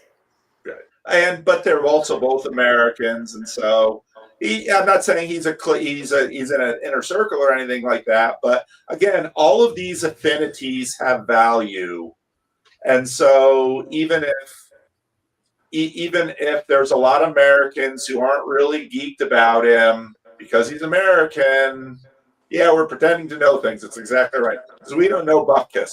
But what I do know is the first thought I had in my mind was, oh, just duh, this will mean millions of donations in the first few months in its honeymoon period. Till it all settles down. Bishop Barron just yesterday on EWTN was saying there's no way there's going to be an American Pope. Yeah, well, that's what they've been saying for years. So who thought there'd be an Argentine Pope? So the Cardinals, they look around and who knows how they decide what they decide. But again, and this is obviously not the only layer, but it was the layer I thought of immediately, because one of the things that I heard from many people was, what are the main issues that this next Pope has to deal with? And one of the things that consistently came through was financial shortfalls in the Vatican. Now, if you look at, and of course, when it comes to, if you're raising money anywhere in the world, you go to America to raise money. And so how bad is this whatever bankruptcy issue? Like, they're making it sound like they're on the verge of going under. Like, is this a 10-year problem? Put it this way. 20-year problem? Let's put it this way. If Codex Vaticanus went on auction at Sotheby's, the beginning price would be $100 million. Yeah. Well, they've got huge assets. But they but from what do I know? But this is consistently what I've heard from people, is that the Vatican finances are a mess. And of course they are. You got a bunch of preachers in charge. Don't leave preachers in charge of your finances. How much disposable income do they have? See, that's the problem, right? Nobody wants a pope who's willing to sell Codex Vaticanus, right? No, but Codex Vaticanus could easily bring $1 billion in. So their back isn't against the wall. No, they've got great. I'm asking, how much disposable income do they have? Like, how much of a problem is this? Are we talking about selling tier 3 relics here, or an increase in indulgences, or? Well, I mean, Pope Leo X was famous for selling indulgences, so maybe that was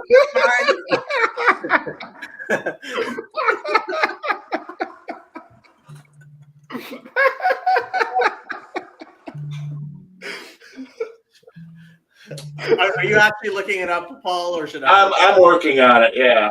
Okay. Yeah. Yeah, I mean, ask Grok Deep Search. It's really good at finding stuff like this. Yeah. I mean, the only thing is, I don't know if you've talked about it already, and I just missed that part of the stream. But I wonder what this new pope says about Jewish community things in Israel, or if you had any commentary on that, Jacob. But I might have to rewatch that. Right. Okay. Here's something. The 2023 Vatican deficit was $87 million. Okay. It's a 1-year deficit. Yeah, I mean that's yeah. The C's expenditures, 1.4 billion people. That's. But now you have to remember that the church isn't just one big money pie. Correct. Yes. that there's all these stratas, Right. and churches have different systems by which revenue gets shared. So let me read it a little bit more. The Holy See's expenditures have consistently outpaced its revenues, with spending between 800 and 900 million euros annually. The structural deficit exceeds 50 million euros. Now, the pressing concern is the Vatican's pension plan, which has an unfunded liability estimated at 1.4 billion euros. Internal reports from early 2015 highlighted the need for structural reform. Pope Francis initially initiated several measures to address the challenges. He failed. So, again, when you heard what Father Eric said, the first thing the Pope is going to have to do is to say clean house in corruption and get the budget under control. And then he's going to have to make an effort to convince people that, to send money to the Vatican. Because again, this is how it sort of works with church work. People fund what they care about. And the first thing they care about is their local church and their local priest. Other things up the list, they care less about. Now, one of the most amazing things about the Vatican has been the number of eyeballs on this today. So they have an immense amount of clout in terms of visibility. And the fact that they've sort of pitched their ideological presence in the West basically in line with Hollywood and the Blue Church. So, yeah, again, if you've got a mess like this, an American Pope just is a good move. I'm not saying this is the only reason they picked him. There are plenty of other Americans they could have picked. Obviously, they had lots of criteria, individually and collectively, to get at. But this issue has been something that has been mentioned in almost all of the prognostication with respect to the Pope. And so that it's an American, it's just one issue. Yeah, another big issue is the continuing what do we call it? Pedophilia scandal, church abuse scandal, and the question becomes, how is he going to deal with this? And obviously, look, I don't care what you knew about the man before he became Pope. Once somebody walks out of that conclave Pope, that is a life-changing experience. You are now the Pope. Did you see the camera was right up on the dude's face before he was they put the microphone there? Did you watch the emotions going through this guy's face? I did not. What? Well, you can tell it's a lot. He's taking this moment in, and he's like, my life is about to change completely. Yeah. And for him, it's a tremendous this is the pinnacle for someone in his career, to have thousands of people cheering you on in Vatican Square. Yeah, of course. The Vicar of Christ, Paul. Yeah. But many Catholics actually believe that. But I don't think many Catholics actually believe that. At least self-professed Catholics don't typically believe that, at least consciously. Believe what? That he's the Vicar of Christ. I don't think most self-professed Catholics actually believe that when you pin them down to The it. Vicar of Christ, the Peter of our time, the Patriarch of Rome. So many titles. The son of perdition. What is the Westminster? No, he is the church. If you look at what Pius IX says in Vatican I, he is the church. Yeah. So, I mean, this is Protestant Catholic stuff going way back. But like I said, to try and get your mind around the Roman Catholic Church is like trying to get your mind around the Atlantic Ocean. I mean, I really do think you need to read The Kidnapping of Edgardo Mortara, though. well, now again, that was in the Papal States, wasn't it? That's what lost them the Papal States. Yeah, that was part of it. Yeah. And so, I mean, so reading even just the history of the papacy in the 19th and 20th century, it's mind-blowing.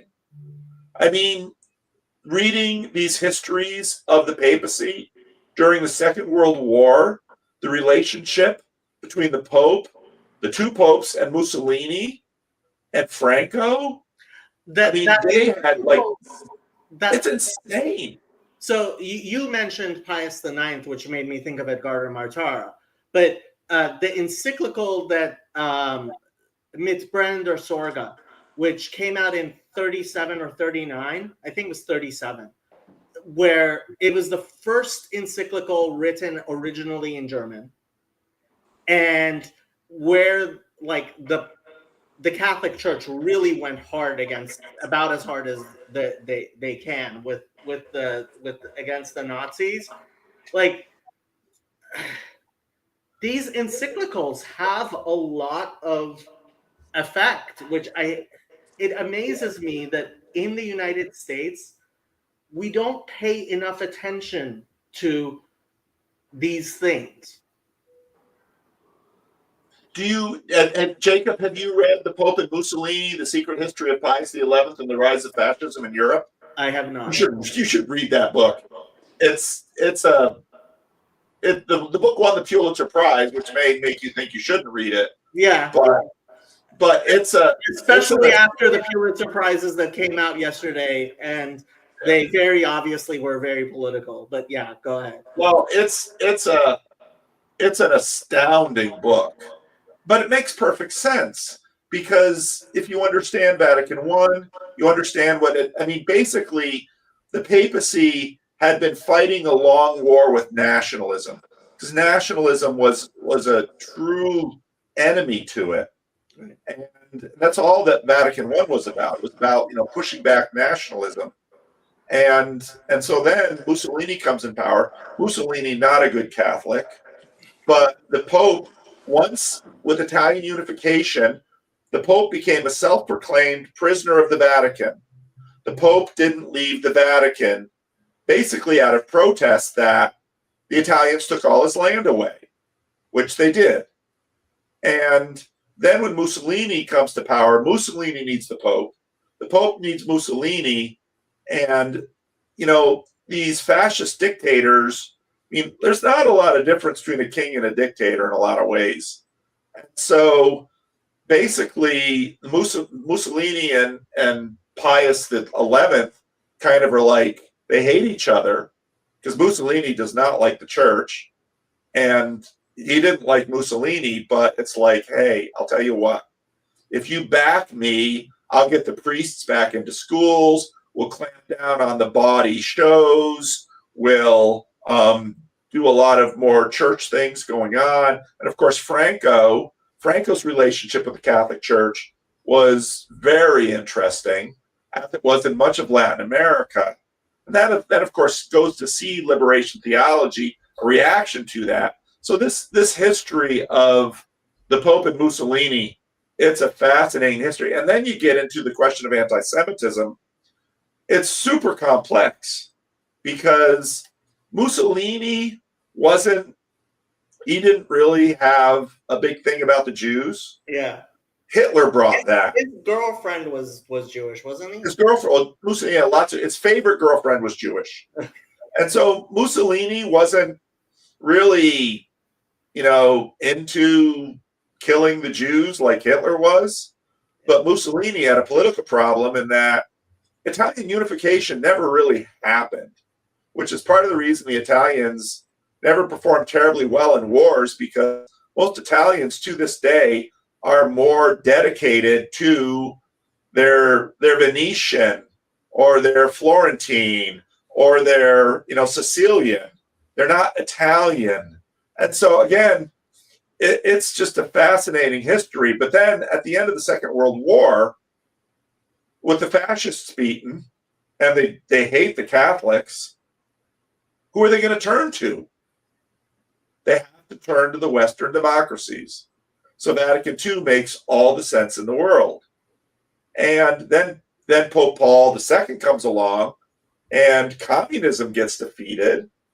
And, so the Catholic Church very much rode the mainline American post-World War II liberal bus. And that bus is basically what Francis was on, and probably this guy too. Now, what's happening in America is that post-World War II ideological regime continues to collapse. And so, but the Catholic Church, you've got people like Kale who, they're increasingly post-liberal. And Catholic intellectuals, some Catholic intellectuals in the United States, like Deanan, continues to be post-liberal. But post-liberalism is so crazy theoretical at this point that we have no idea where any of that's going. I'm familiar with like McIntyre and Taylor and Deneen and some of these guys. It's just the thing with them is like politically, the thing they seem to prescribe is just like mainstream conservatism at this point. Like there's no difference between like Reaganite conservatism and these post-liberal guys. When you actually look at what they like advocate for implementing, the difference is like the label, to be honest, in my experience.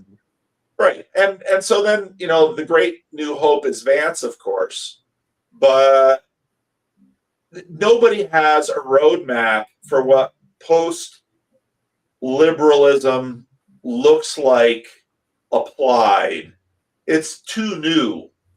So liberalism isn't going away quickly. It's going to continue to get tweaked. Okay, so how long until, are they going to take the Pope's tweets against Vance down now? How long? That's going to be super interesting to watch. Yeah. Because I'm serious.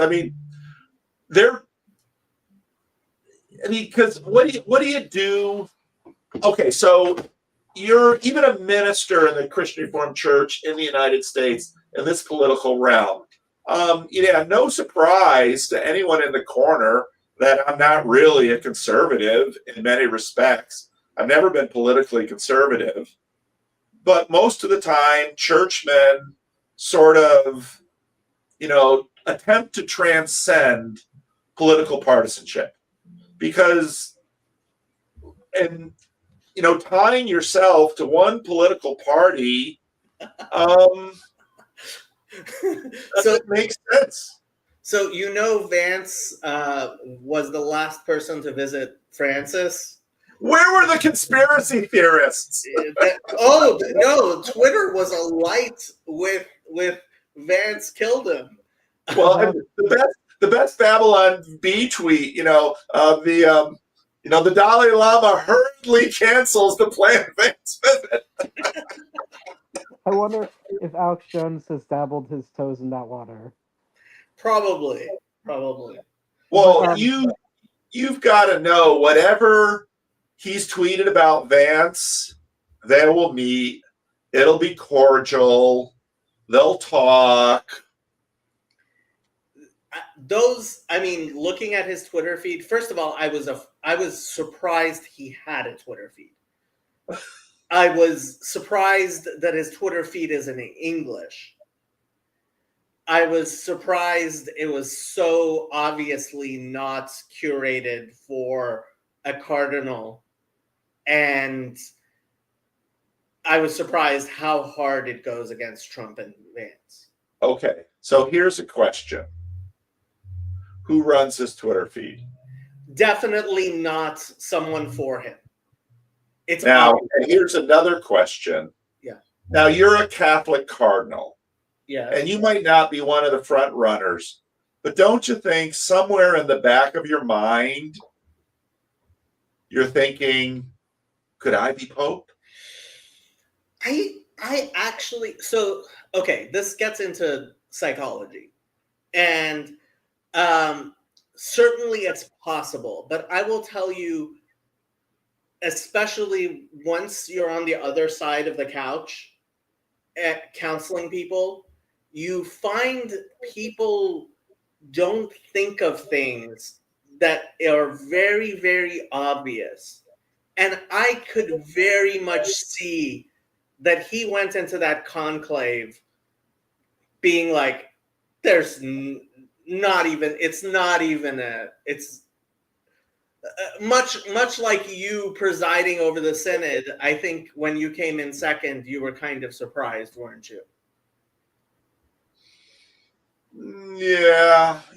I still don't think I'm going to be. I don't think I'm going to be president this year either. Are you going to synod this year? Yep. I'll bet you a beer you're going to be the president. Why would you bet me something I don't drink? That's perfect. I didn't know you did. Oh yeah, you don't drink at all.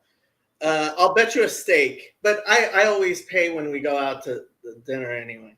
I don't think I'll be president for a variety of reasons, which is fine, because actually being president's a little bit of a pain in the ass. But being pope is a very different thing. So, but I don't know, because what do I know? I don't know who this guy is from Adam. But again, the one point I wanted to make was, it's not an unreasonable choice at all, especially given everything that like people that I listen to have said, which is probably going to be a Pope Francis successor, and his Twitter feed bears that out. And again, why an American? Well, the number one reason of why an American is fundraising.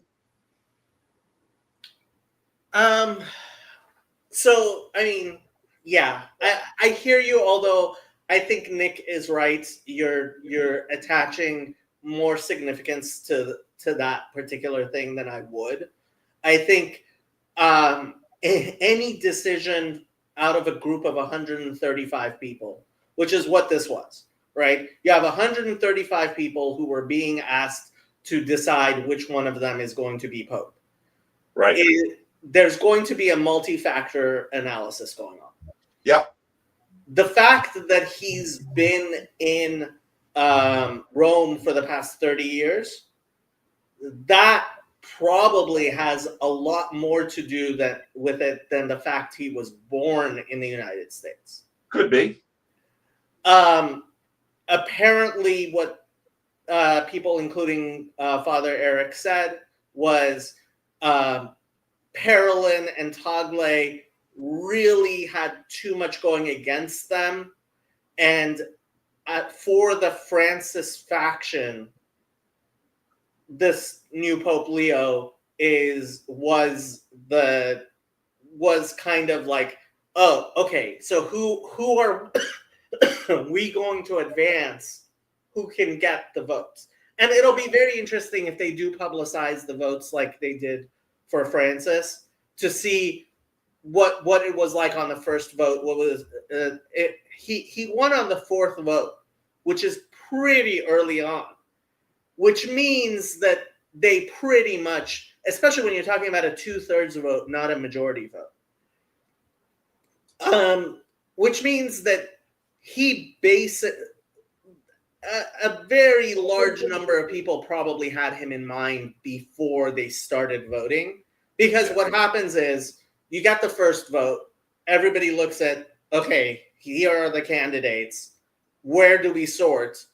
You get the second vote, which, okay, some jostling happens. Third vote and fourth vote are when it gets real. Yeah. I don't think they're going to publish the votes because I don't think they want the Cardinals to look like Francis loyalists. And if they publish the votes, the Cardinals might worry that their reputation will be look like we're Francis loyalists. We're going to vote for the Pope anyway because because most average Catholics, there's a tension with Francis loyalists and non-Francis loyalists, and I don't think they want to risk their reputation with that. 80% of these guys were appointed to the college by Francis. These are Francis loyalists. I know, but they don't want to look like that. No, I seriously don't think they have any reservation about that. Again, my main point is not, I don't know where money figured into their analysis of their idea of the crisis. And usually when you have, I think you're right, Jake, usually when you have something like this, your first things come first. So it could be that on the first ballot, just like in, let's say, Abide in the last elections for Synod president, right away, it's going to be an Abide guy. Okay, so now you're choosing between Abide guys. What's next? And so your first thing is, we want Francis continuation. So you say, okay, so now we've narrowed it down to Francis field. They're going to look at age. They're going to look at perspectives. They're going to look, how well do we know him? Okay, he's a Vatican insider, so he's known very well. So there's another big one for a pope. Yeah, so then he's young, so they can trust him. So they're looking at continuity, so looking at age. But then when at some point you're going to think fundraising. You have to. And if you take a list of the countries in the world where you need to raise funds from, there's one country on the top of that list, and number 2 isn't even close. And I think it's actually a big deal that he's an Augustinian and he was head of his order for so long, because that's very different from being the bishop of an archdiocese. It's more of a global ministry, right? Exactly. He's got administrative skills, because that's what you're looking for. I mean, yeah, you want a theologian, probably, but I look at. Well, he's more of a canonist than a theologian, right? So a while ago, Neil Plantinga was president of Calvin Seminary. And on one hand, I could see why they wanted him there, because Neil Plantinga is the foremost theologian, not philosopher, theologian in the Christian Reformed Church. The best writers. He's part of the Plantinga family. Alvin Plantinga? Is that related to What's Alvin that? Plantinga? He's Alvin Plantinga's younger brother. Okay, yeah, okay, that's a relation. And he became president of Calvin Seminary. Did he write any books while he was doing that? His name, his reputation, for fundraising. He actually brought in a VP to manage the seminary. So, I have no idea how the Vatican goes. I mean, what do I know about this? But again, I just wanted to make the point. I got to get off this. I just wanted to make the point that in all of the speculation about the levels, I would say that it's not a dumb choice to pick an American simply for fundraising. Yeah, I mean, ultimately, I don't think you're going to end up with a dumb choice out of a procedure like that. You just aren't. I do kind of think maybe if there is a huge blow up over his Twitter, it will be the first time that the College of Cardinals will suddenly say, "Hey, maybe we should do a Twitter check before we walk into the conclave." But really, I mean, again, in terms of weather versus climate, because of where we are, having a bunch of people just get really upset at this pick because it's Francis 2.0 looks like a big deal to us. But does that really look like a big deal to the Vatican?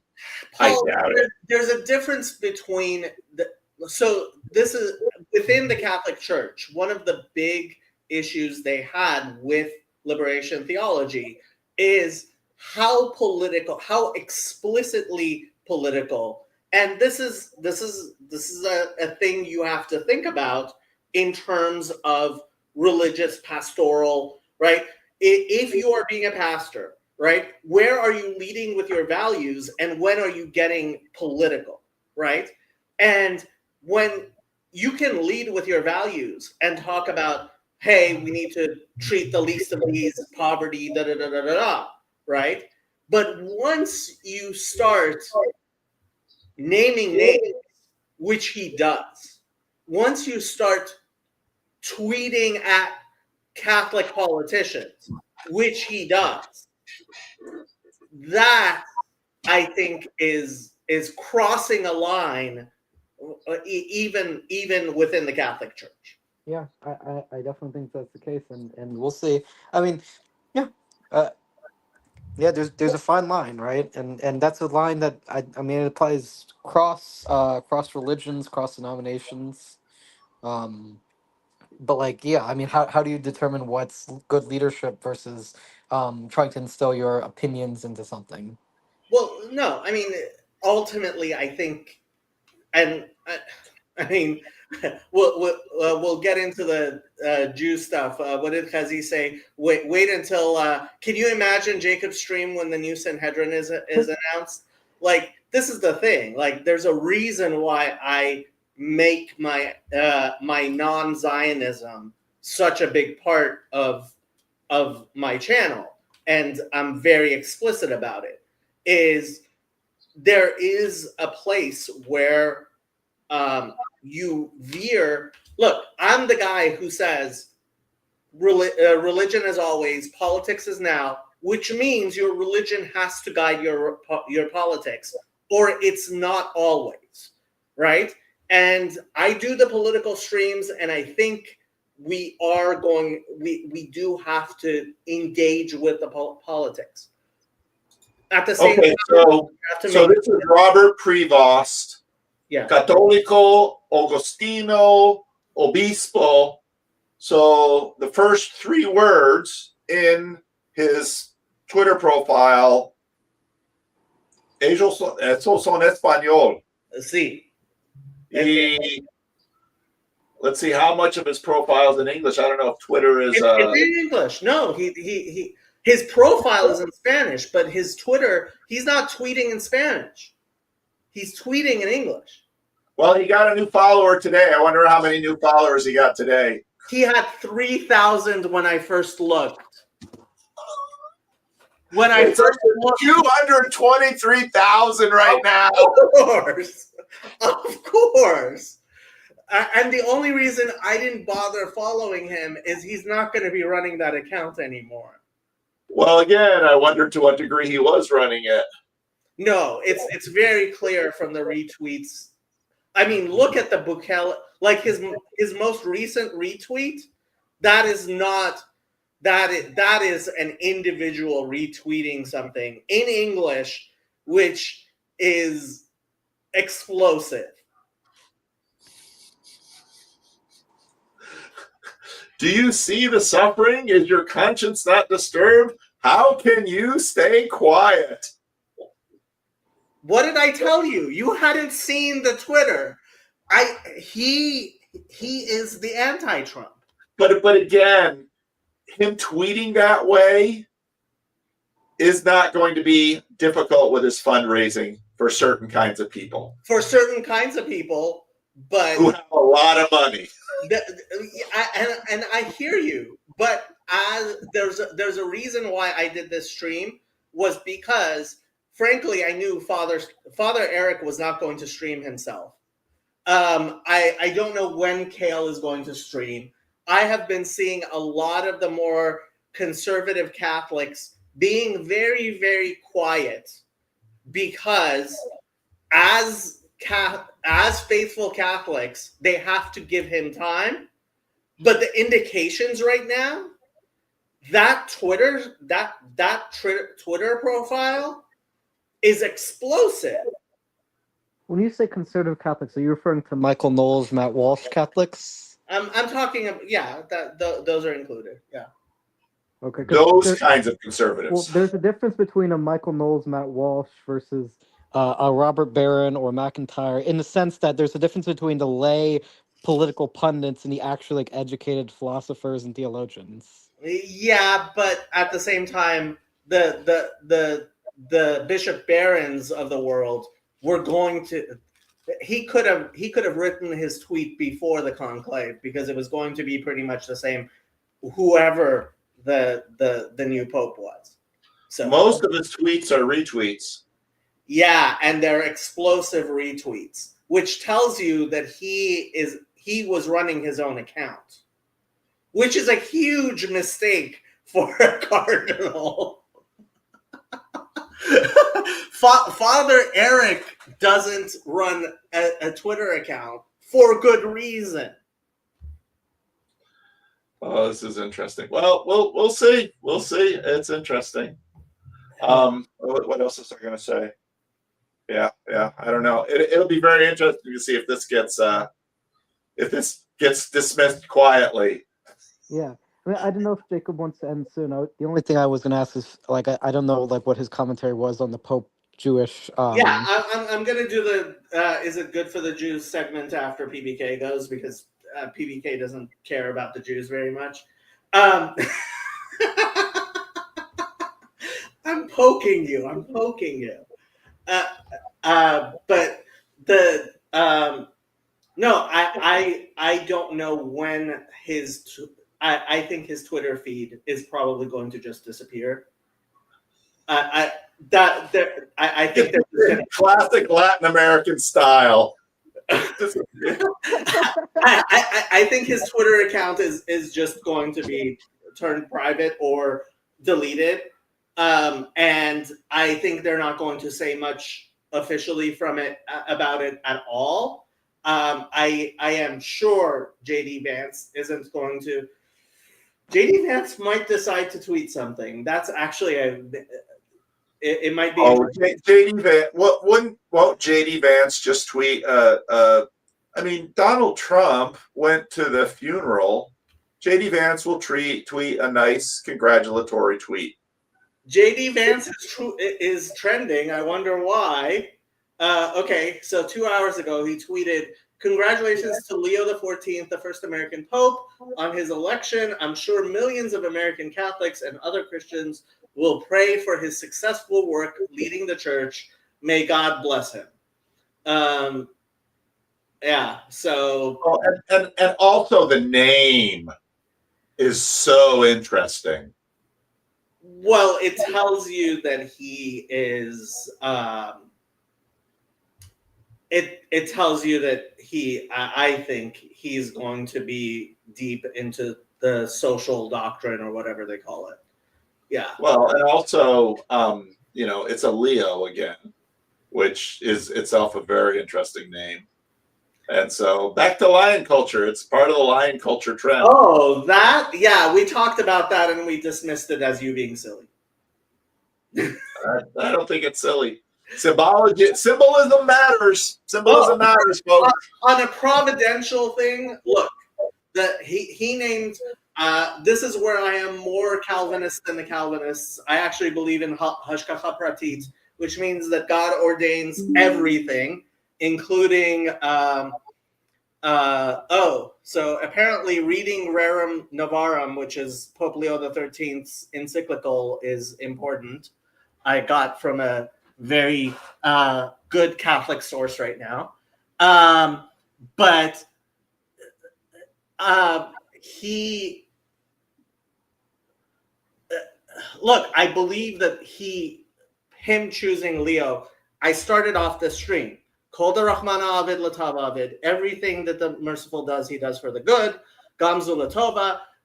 This also is for the good, but I would have been a lot happier with Cardinal Pizza Balla than I would have been with, and frankly, Cardinal Burke, and frankly, anyone who I believe. Look, I think if you're leaning into social doctrine, if you're leaning into reformation of religion, I think you don't believe in God. I mean, that's a strong statement, but I have a hard time disagreeing with you. We come to Jacob for strong statements. If you don't like strong statements, stay away from Jacob's corner. I'm clear about what I believe, and I believe that someone who actually believes in God, believes in the revelation of God, believes that God has taught. Like I believe in religious revival, not stagnation, but there's a difference between revival and reformation. I understand, but we also have to understand that what the people who consider themselves reformers will also often bring new richness. Like, for example, the Zionists saved Torah study by funding Haredi yeshivot. Whatever. Restorationists, the people who are restorationists, if they are correct about it, Goodbye, Father. that's important. But if they have to actually be restorationists, and the magisterial reformers, the Protestant reformers were not restoring things; they were creating new things. Okay, now is this new pope good for the Jews? Of course he is, because everything is good for the Jews, because God ordained the world and He chose the Jewish people. What does it mean? If Cardinal Pizzaballa or one of the other cardinals who spoke Hebrew and thought about international issues in a similar way, look, this guy is a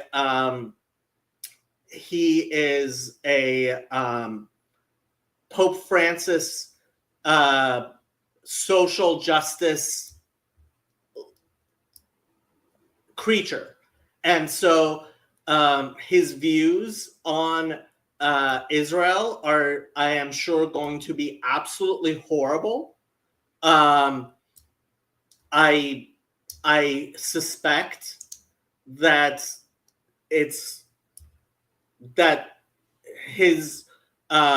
relationship with Judaism is not going to be as strong as his relationship with Islam, again, because he is very left-wing. That's going to be terrible for the Jews. I was looking forward to somebody who based his faith on the Hebrew Bible, like Cardinal Pizzaballa, who obviously thinks that's very important. Was he the only Hebrew-speaking cardinal who was on the? He's certainly the only one that speaks regularly in modern Hebrew. I mean, because he's the only cardinal from Israel. But there apparently was at least one cardinal who had studied at the Hebrew University in Jerusalem, and so probably knows Hebrew as well. It says he knows Hebrew. It doesn't say if he knows modern Hebrew or biblical Hebrew. But like in terms of actually being the type of person who wants a serious look into the Hebrew Bible and Hebrew biblical ethics, I don't see this guy being that guy. We'll see. But I would not be surprised if we have another manger with Jesus in a keffiyeh again. Yeah, I mean, the thing is, the evangelicals are sort of coalescing around MAGA. And so what this means is that the non-evangelicals who want to distance themselves from MAGA, basically, and this includes... That's not true. No, the Catholics are also, all religious people are coalescing. Jews are religiously coalescing around MAGA. Well, the Orthodox, at least. Yeah, but even conservative Jews. David Wolpe is quasi-MAGA. He's certainly a lot closer to MAGA. Yeah, I mean, I was very surprised. I was at his synagogue, God have mercy on our souls, where he, like one of the congregants was appointed to the first Trump administration. This is like 6 or 7 years ago, maybe 8. And they were celebrating that in the synagogue. So religiosity and frankly, reason and rationality are MAGA. The people who are not MAGA are either institutionalists or they're atheists or their religion is wokeism. Those are the three groups. So religious Catholics are falling into MAGA as much as anyone. Okay, then I wonder because most MAGA, including most, to be frank, most Jewish MAGA are Zionist. Oh, In a broader- MAGA is very Zionist, whereas Catholics typically haven't been historically. Well, then but how I are the think a Catholics lot of them are coalescing around MAGA if the MAGA is super Zionist with regards to? people don't choose their affiliations in such a binary way. Everything is overdetermined. It's never just one factor. Well, this is where we get to Nassim Taleb territory about not predicting the future based on yeah. And I know you're a big Taleb fan. Huge Taleb fan. Yeah. Anything else with regard to the Jews? I mean, I don't think. I mean, Catholic-Jewish relations. I don't know that this guy is gonna. The one thing, I mean, I don't know how much Christian Zionism is huge in Peru. In El Salvador, it's certainly very big. There's definitely a lot of so a lot of Latin American evangelicals are super Zionist, like philosemitic to the extreme Zionists. Like we have a channel here in Los Angeles, which is like it is so super duper Zionist Christian. It is nuts. My dad watches it. He thinks it's hilarious, and he's right. It is hilarious. Well, okay, Jan God, you are very correct. There is a split regarding Zionism within MAGA, especially online. But you have to remember that it's online. Online is not the real world. Well, Twitter is not the real world. It's mostly online, but I do think like it has some real world influence when you have like the Thomas Masseys of the world and the Rand Pauls of the world talking about like AIPAC and Yeah, but Massey and Rand Paul, like they've always been very small part of the Republican Party, and they haven't. They're not much bigger than they were before MAGA. I mean, Ron Paul always had young men who read too much Ayn Rand. Yes, sir. Yes, sir. Well, people Dude, who read my Ayn Rand first can be profile very- pic was Ron Paul. I mean, Ron Paul's really good at the end, the Fed stuff. Like the thing with the libertarian, Yes, sir. anti-Zionist MAGA types is like the people who are like anti-Zionist in the MAGA crowd is they tend to be really good on like being pro-life, being against trans wokeness, being against immigration, being against the Federal Reserve. They tend to be really good on domestic issues. But when they talk about either Israel or Ukraine, that's when the stupidity just comes out, in my opinion. I don't know if you would agree with that. Sorry, I was reading something. What did you say? I said I think when it comes to domestic issues like pro-life, pro-national security, like in a sense of being against illegal immigration and against like MAGA is not pro-life. That's an important distinction to recognize. MAGA is not pro-life, and it's not against gay marriage.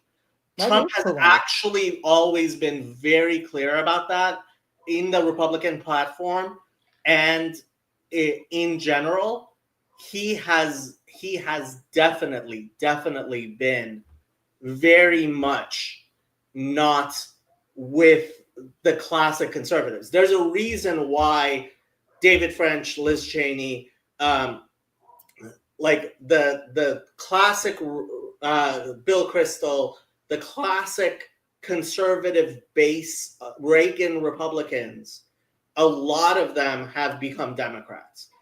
But that has first nothing and to do with the foremost, pro-life. they don't believe in God. But that has nothing to do with the pro-life. Yeah, it does.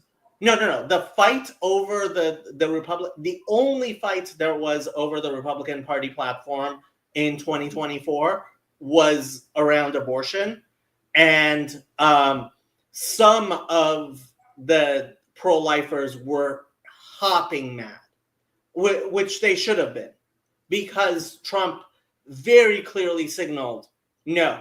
I thought And most Trump there's a supporters were pro-life. reason why people split their votes so much between the top of the ticket, between President Trump and pro-lifers.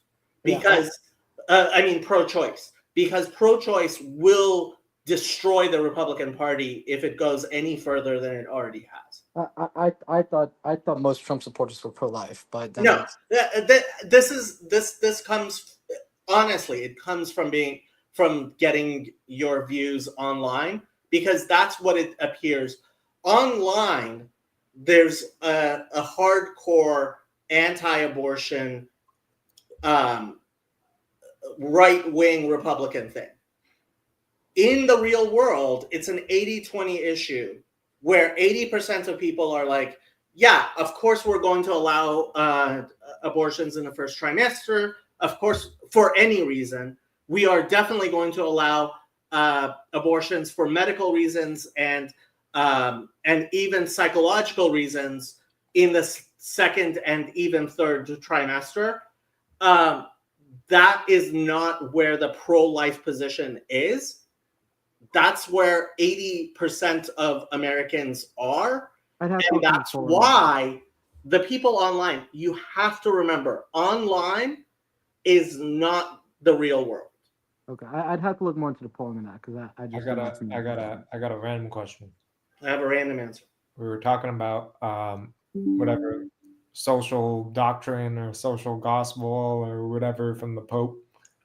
How does like social whatever halacha or Jewish law work?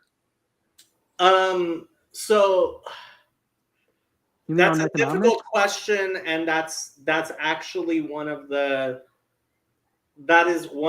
big divides between modern Orthodox and Haredi culture.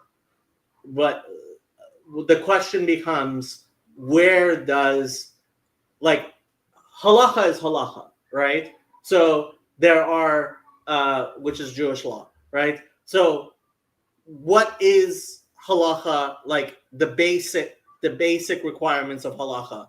And especially now, but generally always, modern Orthodoxy has always believed in, just like the Haredi has believed in, okay, we have to follow halacha. That is what defines Jewish Orthodoxy. The question becomes, beyond that, what are social norms, what are customs, and what are social cohesion? What is social cohesion that is required for a Jewish community to exist as a community? And that's where the Haredi culture is very different. And when you get to a place like Israel, where it's no longer a small Jewish community living within a much larger non-Jewish community, where you're setting social policy yourself, that's where it becomes very difficult and part of my non-Zionism, right? Even to the point where in Israel, you had a minority of people caring about halacha and Judaism, you still had the same dynamics. It doesn't work. It doesn't, like, Judaism is not currently instantiated in a form where we can rule a society. That's not exile Judaism, and that's part of what Chezi really hopes, right? He wants to believe that it's possible for Judaism to have a Sanhedrin, exactly, right? And it's not going to happen. They tried. The Sanhedrin. I mean, when you had Rabbi Steinsaltz resign from the Sanhedrin, it's a failure. It has been a failure. Zionism is a failure. I'm sorry. Well, I mean, to be fair, like, I don't know how familiar you are with his efforts, but Rabbi David Bar Chaim has been talking about bringing back Minhagei Eretz Israel. Okay, another person who's internet only. David Bar Chaim exists on the internet in real life. That's like your opinion, man. No, it's not my opinion, man. How large is his congregation? I don't know, but he has. I do know. His congregation is non-existent. But it's not about his congregation. It's also yes, about it is. Well, it's also about how many people he influences in real life. He's influencing a lot of Gentiles who spend too much time on the internet. Well, he's also influencing. I'm not saying it's a significant portion, but at least some Orthodox Jewish communities. No. He has less influence in the Orthodox Jewish community than I do, which is saying something because I have zero influence in the Orthodox Jewish community. Don't start with them on Shiloh. Yeah, and like the guy is nuts. Like he is a fringe nobody. Like these internet rabbis are absolutely, completely like non-entities. There's a reason why they're on the internet so much. Yeah, I mean, there's a sociological difference between how Hasidic / Haredi and non-Hasidic / non-Haredi Jews operate, but not all Haredi Jewish life that's not the same as Orthodox Judaism. There are Orthodox Jews who use the internet. There are Orthodox Jews who are online. No. You're completely misunderstanding. So modern Orthodox, there are plenty of Orthodox Jews who use the internet, including Rabbi Breitowitz, who's pretty Haredi. He uses the internet just fine.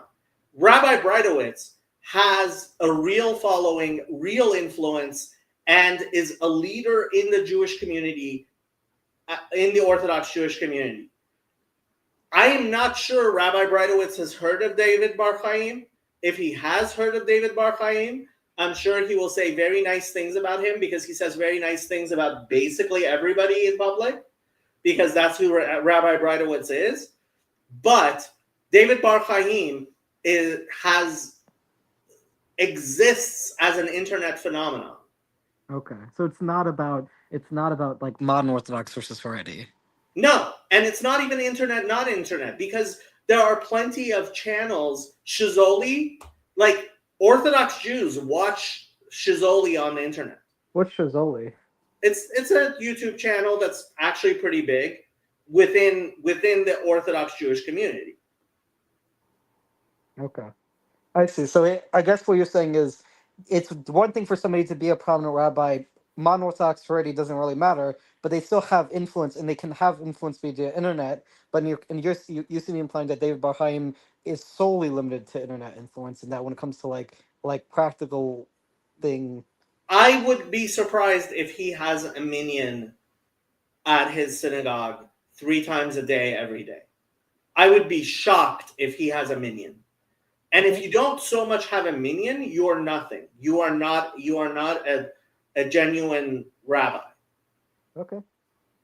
Yeah. And Chazi, I mean, if you want to jump on, we can have this debate. People will love the discussion between Pope and Israel. But like, yes, I see the coming of the Messiah. There's plenty of work to be done, but that work is to be done in Galut, because we are in Galut. And anyone who imagines that he's not living in Galut, which is the Sheker v'Kazav of Zionism, that you think just because you're in Jerusalem, you are not in Galut. Because when you see Medinat Shel Gehinom, right, you imagine that the state of Israel is anything but a colony of the United States. Galut means exile, Kevin. You imagine that the state of Israel is anything other than a cat's paw, a colony, a province of the United States, is where you are completely missing the truth of the situation. Yeah. Just real quick, not really related to this, but to get to Andrew's earlier point, just to clarify, Andrew, when you were asking what was halakhic social policy, were you saying what was the Jewish position on like the economy or like social issues, or were you just saying like something else? Because I didn't really understand what you meant by that. Like, how does a rabbi make a decision on purely social issues? Or A purely, rabbi doesn't. like, It's not a rabbi's position to do that. If it doesn't, if it does, I mean, if it call doesn't, it a look like it's decider not then. allowed. Who does it? Who do it? No, that's the thing. Like, if you ask Rabbi Brodowitz, who should I vote for? He will say, vote for whoever you want. Yeah, well, it depends, like, whether or not, it also depends whether Rabbi it's in the Brodowitz country is or not going to decide who you should vote for in the election. That's not a halachic decision. Well, yeah, but I'm just saying what Andrew said, which was like, how do you determine purely social? What do you mean by pure? Like, if you mean something like who do you vote for, then that's not a rabbi's decision. But if you mean like abortion or like drug use or like gay marriage or something like that, that's a very different conversation. I don't know, man. Like boycotting something or like. Go watch Rabbi Breidowitz's speech regarding the position of Orthodox Jews on abortion. You will be absolutely floored by the amount of nuance where he gives you all of the reasons why you should be pro-choice in the United States and why you should be pro-life in the United States. Where can I find that? And that's something that Agudat Israel actually has a position on socially, and the OU has a position on socially. And even that, it's not a halachic decision that's binding on anyone. It's a recommendation of Agudat Israel and the OU, which are the two largest associations of rabbis. You know where I can find that rabbi? What channel I can find that Rabbi Shur from Breidowitz? Just do YouTube Breidowitz abortion. Okay. Yeah, I haven't watched Breidowitz in a while, but I forgot what his channel's name is. He's on Or Sameach. Okay. But he's also on Hidabrut, and he's on a bunch of other things because he's a genuine rabbi. Lots of people actually. There's an OU now in Israel, which also has a channel, which he goes on. But is he in Israel or is he in America? He lives in Israel now. Okay. Yeah. I think in a while back, I'll post something in the Discord related to I think a while back I said I was going to link something about from the Times of Israel about it, but I'll link it in the Discord. Okay. I think I am going to wind this down unless people in the chat have questions or there's somebody else who wants to jump on or Andrew and Kirk have relevant questions I actually want to bother with. Well, the only question I have related to the Pope would be, do you think that with the election just Pope, like, do you think he'll this will create like more tensions between Protestants and Catholics? No. Okay, so if it's not going to affect Protestant Catholic relations, that's the only other question I have. I don't think the only thing that's going to happen, which already has started happening on Twitter, is a lot of Protestants and Eastern Orthodox are going to say to a lot of traditional Catholics, "Ready to leave now?" Yeah, exactly. Yeah. So it's mostly going to be a tongue-in-cheek thing more than anything else. I don't know about a tongue-in-cheek thing. I think there are people who are actually. I think this election is certainly going to make the Society of St. Pius the 10th more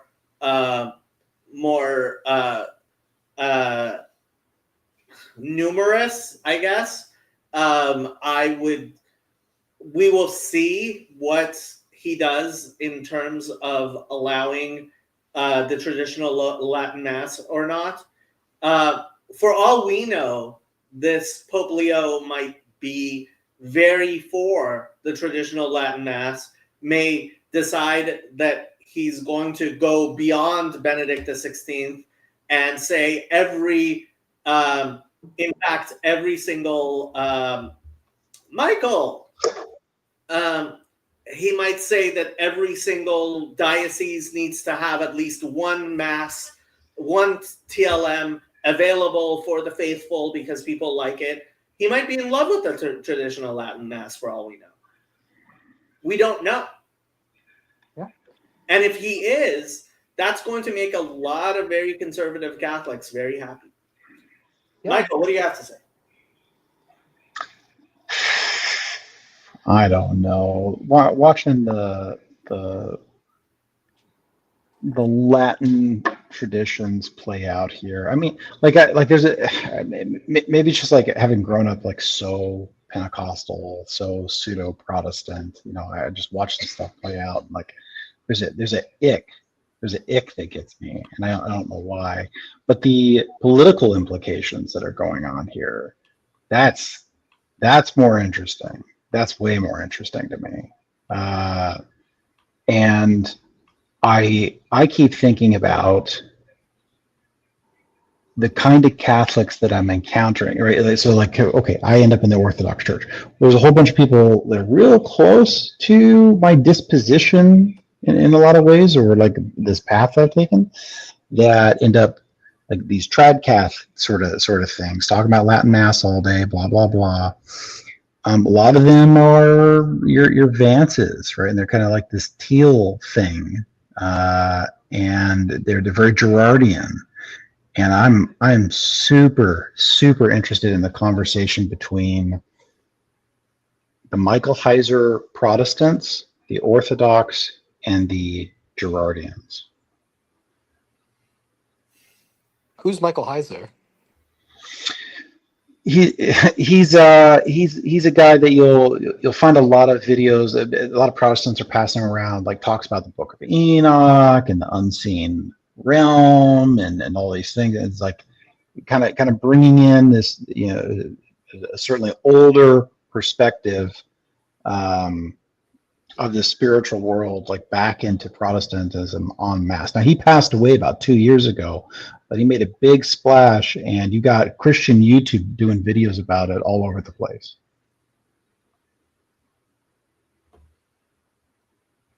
Is he Reformed Church? No. Evangelical of some kind. Yeah, he was some sort of evangelical. Yeah, some non-denom evangelical Baptist-y kind of thing, I think. Christian Zionist, basically. It's like let's say he would go to church with those folks, but not necessarily. Like honestly, I think that he's the kind of guy that would have a lot of conversations with Daniel Boyarin about the no state solution. I don't know who Daniel Boyarin is either. Okay, Kirk, go look up Daniel Boyarin and Michael Heiser and get back to us. I don't know how much this election has anything to do with Heiser or Gerard, or what was your third? I think it's like the basically like the Orthodox folks, the Gerardians, and the Michael Heiser people. Now I agree with that. These are small fish, but they're sort of like the tip of the spear where other things are following. Well, if we got Piazzaballa, Piazzaballa would have been, no, that's the thing. Piazzaballa would have been, especially as someone who was very involved, like PVK in a sense is very correct about, I was surprised at how much this selection was focused on continuing Francis's globalism, Francis's poverty, marginalization. This is a woke pope. At least as woke as the last one. Yeah. Right? At least like signal wise. Now, could he come out and go like, okay, I'm in the seat now, and could he do some pivots? Maybe, but I don't see any signals towards that. Well, no. I mean, his signal, and frankly, here I even considered reading this entire encyclical on stream. I just don't know how long it's going to take because it's 60 paragraphs. But it's on capital and labor. This is the most important encyclical of Leo XIII. He decided to name himself Leo XIV. He comes from Latin America. The signaling in terms of liberation theology is clear, explicit here. Right? So RJ says do it. You know what? We can read some. Let's read some. Where was I? Okay. Rerum Novarum, encyclical of Pope Leo XIII on capital and labor.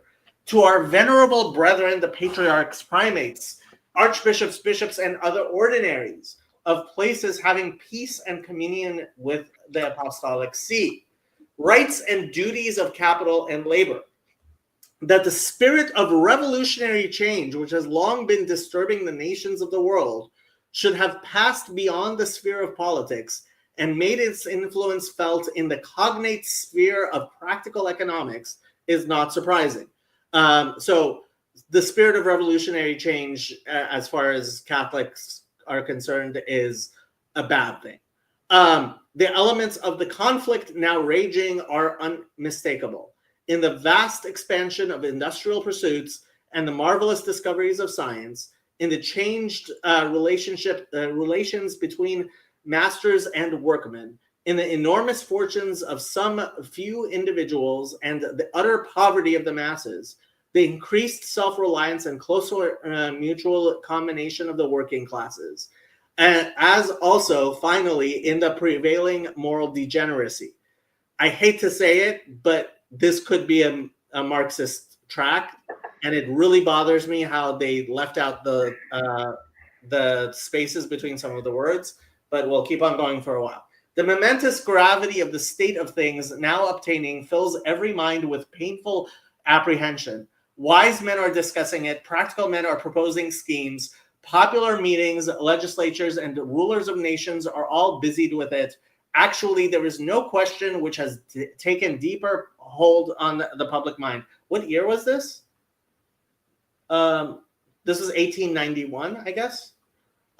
Therefore, venerable brethren, as on former occasions, when it seemed opportune to refute false teachings, we have addressed you in the interests of the church and of the common weal, and have issued letters bearing on political power, human liberty, and Christian constitution of the state, and like matters. So we thought it expedient now to speak on the condition of the working class.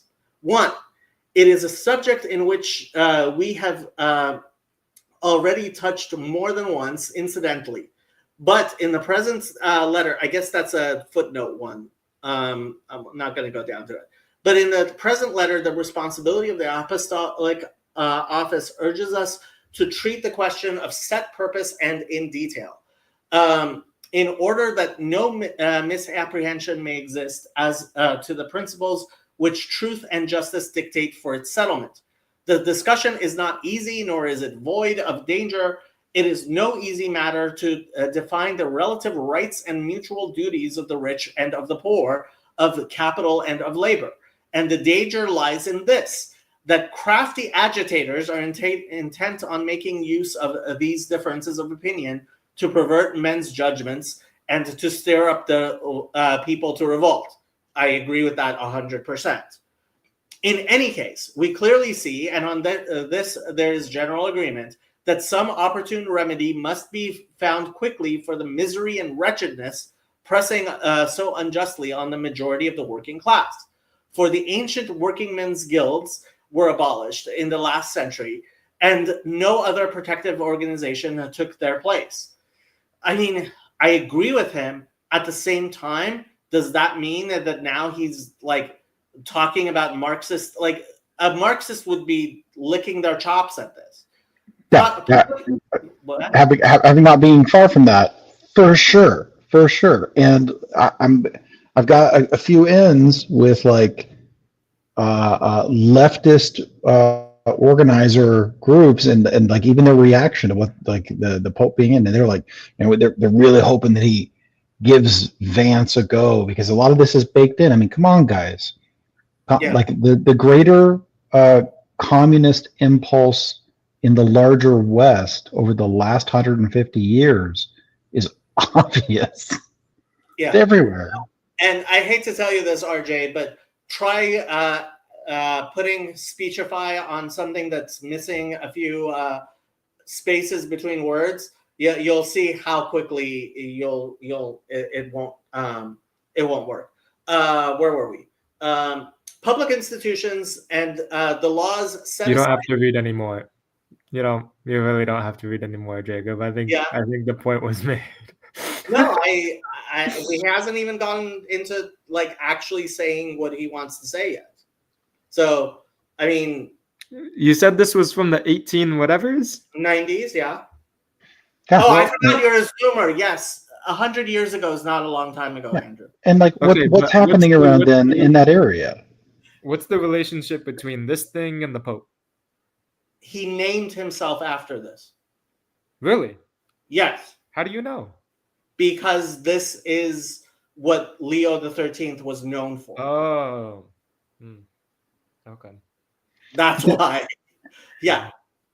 So I think this is like a McGillichrist sort of thing where it's like there's a left hemispheric infection of sorts, right? At a broad scale, and like the entire noose of an entire people, right? This is all downstream from like our Western inheritance. Like we're still grappling with it. Like this is a process that's going to take. We're grappling with it. We don't exactly know where he's coming from, but he's definitely saying my first thought is about the poor. Right. And there's like, yep, good, virtue and truth in that. Also, like, that's exactly how you end up in Marxist circles, right? Exactly.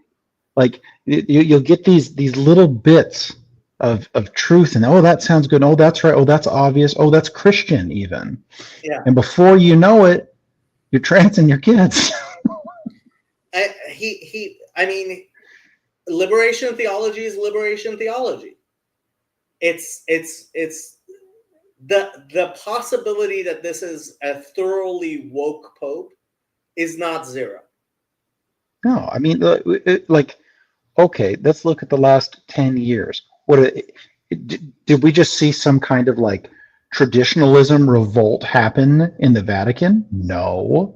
Like, what are you talking about? Like, there's little circles of like Latin mass obsessed folks and trad cats and people that want to return to something that maybe didn't even really exist. But like that's obviously not the spirit and the error going on over there.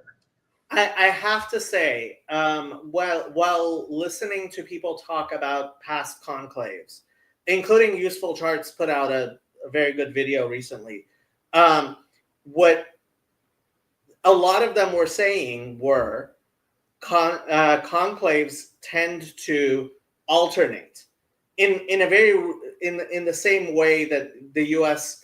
like we like to alternate between Democrat and Republican president. Skinny Pope, fat Pope, yeah. Yeah, skinny Pope, fat Pope. That's the way they talk about it. And so I thought there would be Francis, and then going back to something like Benedict, right? And Benedict XVI was much more traditionalist. And maybe this guy pivots, but there's just not signals.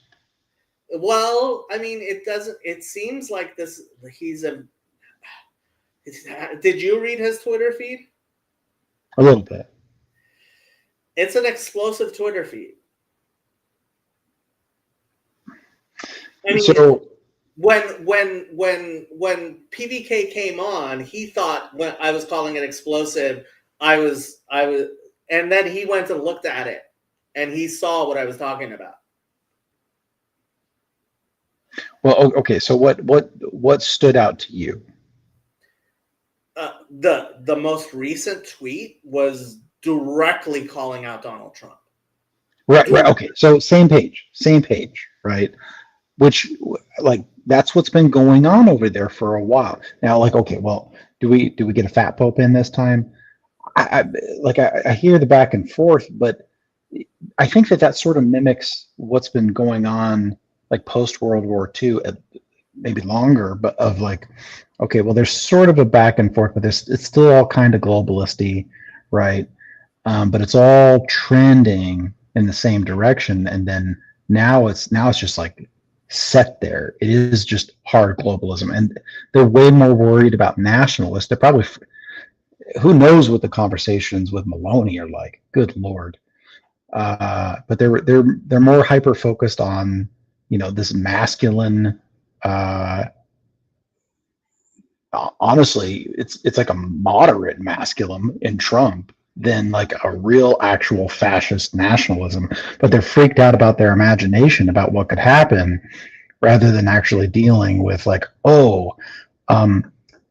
we are still dealing with the waves of impact of Marxist thinking within the greater West. I mean, this is what, in my perspective, part of the reason why Russia has in recent years been tolerant a lot more than people think, and patient, because they're like, we just went through this, guys. Yeah. So Cal says, well, why is it called a theology? It doesn't seem to have much to do with God. Because liberation theology bases itself in the idea that Jesus, being God forbid God,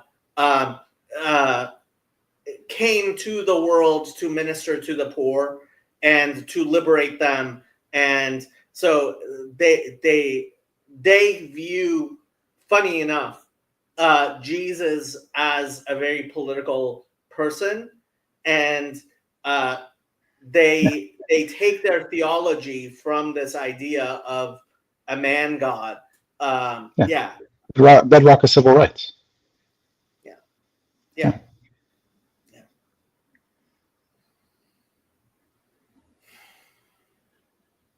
Okay, gentlemen.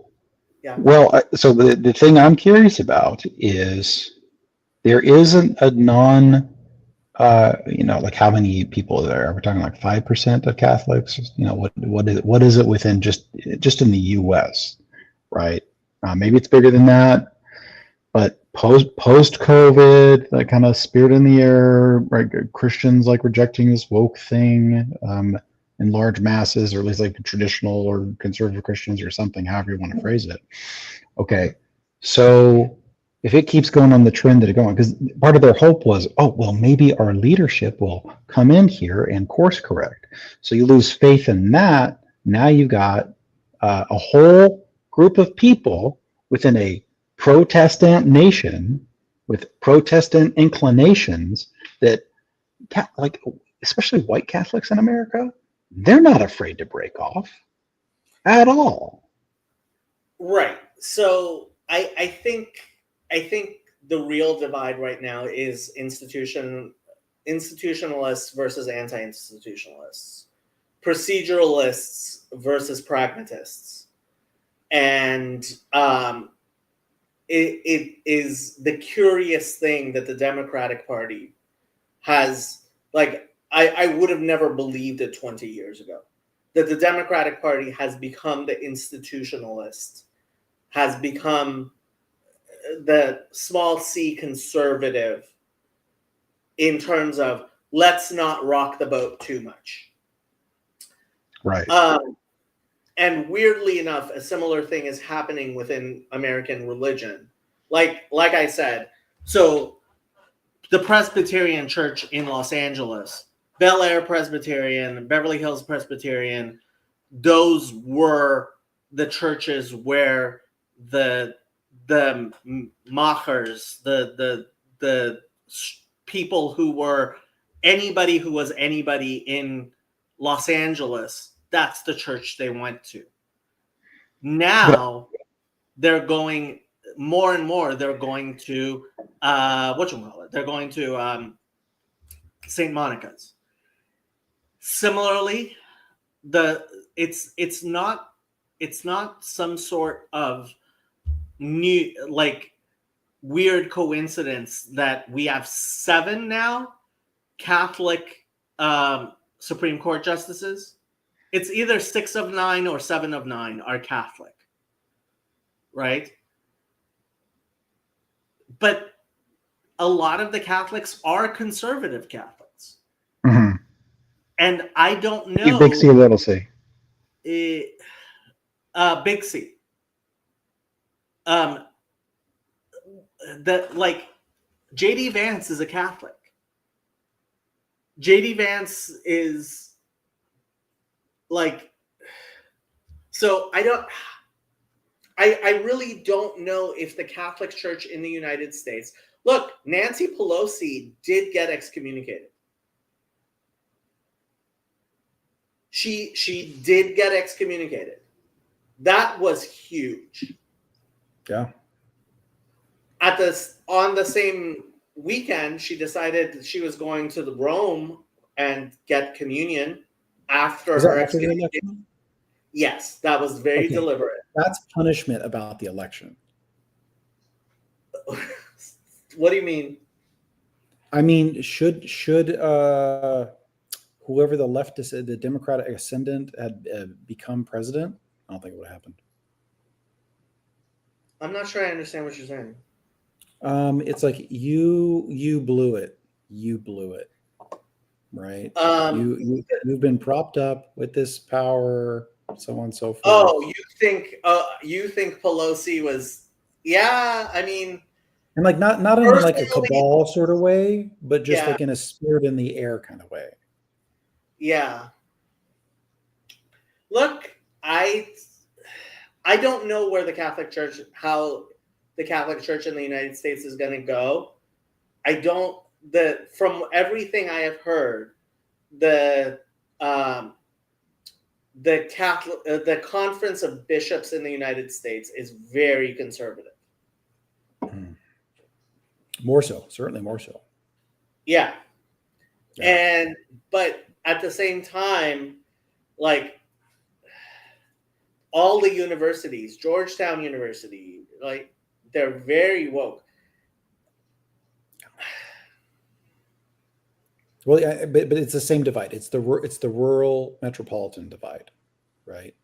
So largely speaking, within the rural areas and the South, you will find the Catholic conservatives. You also got the South American or Latin American folks who like don't care that much about what's going on in Italy, but are also very, very intense and family-oriented Catholics. So if you get a bunch of Anglo pseudo-Catholics, pseudo-Protestant Catholics, and then a whole bunch of Latin American folks who never really cared either way, I whether it's 5, 10, 15, 20, 50 years out, I don't see how it holds. I think there's going to have to be some sort of war. This is my great worry, is we are in a situation of social strife. Tim Pool was just Tim Pool. I was just going to get This is Tim Pool's dead just on trigonometry. Yep. And Tim Pool, despite how everyone thinks he's crazy, he's not crazy.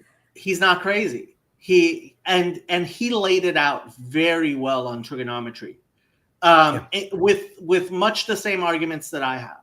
We have not been this close to civil unrest in the United States since the 1960s. Yeah. That's almost 80 years now. Did we have a civil war in the 70s and 80s? Well, no, we did not. And by some metrics, it's a lot worse than that. As far as using law enforcement to go after political opponents, it's way beyond what was going on in the 60s. Maybe. The question becomes what actually happened during the Nixon administration. Yeah. And I have grown to be a lot more cynical of how Nixon was treated than I was when I was much younger. In which direction? I grew up believing that Nixon was one of the worst presidents in the U.S. Yeah. Same. And now I think he was probably done in by the deep state. Well, I mean, when he obviously suspected foul play for John, so then he's going, I'm coming in right after. He's got to be paranoid off his ass, right? Like, okay, you killed John, you killed his brother, you killed the civil rights guy. Like, that would make you paranoid. And I have gotten to a place where growing up, when people would say the cover-up is worse than the crime, right? I always found that to be a reasonable thing to say. Like, I thought Nixon was doing something bad in his cover-up, which made it worthwhile to remove him from president. Yeah. Now I'm like, oh, you're saying there was no crime. So the end of Trump's administration, or his first term, I think is a really good example of this. Of like, he's kind of freaked out about what's going on, who's coming after him, who he can trust, who he can't trust, because there are psyops all over the place, right? And they really gave him the Nixon treatment in the same way. We've been going for 3 hours, so I am going to wind this down. But Ron, you joined. What did you want to say? I don't know if you've covered it, but if you were wanting civil unrest, I jumped on because you mentioned civil unrest. If you wanted that, if you wanted to split the Catholic Church, what would be your move? This would be the perfect pope for that. Although I have to say, Cardinal Turkson was, I thought it was quite possible we might end up with a pope from Cardinal Turkson, who is from Africa, and that could have been a very different thing. And so James White, I keep on talking about James White, but that's because I think James White actually has his pulse, his finger on the pulse of evangelicals much better than the vast majority of people, even better than Doug Wilson. And he is doing a debate today on can the Holy Spirit affect grace on Black people as much as white people? Wait. Yeah. Am I high? Is this a joke? Or that is the response 90% of people had to the idea that you would have such a debate. Right? And I stopped smoking weed for this. Right, but there's the way that they justify thinking like that, being anywhere in that realm, was like, okay, well, here, that's pinpoint an injustice, but you could do the same thing with Irish people. Okay, just change the framing. Look, right? Okay. The fact is, Cory Muller, who's the person he's debating, James White is debating against, is somebody that 90% of evangelicals rightly think this man is nuts. This man, it's actually a lot like the Bar Haim guy that Kirk brought up, right? But Mueller is an internet personality who doesn't have a church. He was excommunicated from his own church. He doesn't have a church, right? But he has this whole theology and a podcast which a lot of young people listen to. And if you don't have answers for him, which James White in this debate, and this is what James White has told all the people who are like, what are you doing? How are you allowing this debate? Right? James White is not, no, hold on. Yes, I agree with you that this is a crazy position, but it is a crazy position. And his response to everybody who says to him, why are you doing this, is you must not be in ministry. Because if you are in ministry, you are seeing young men who are coming up to you with that question of, can a Black person be a Christian? I don't even know how to respond to that. That's James White's point. That's James White's point, and he has a point.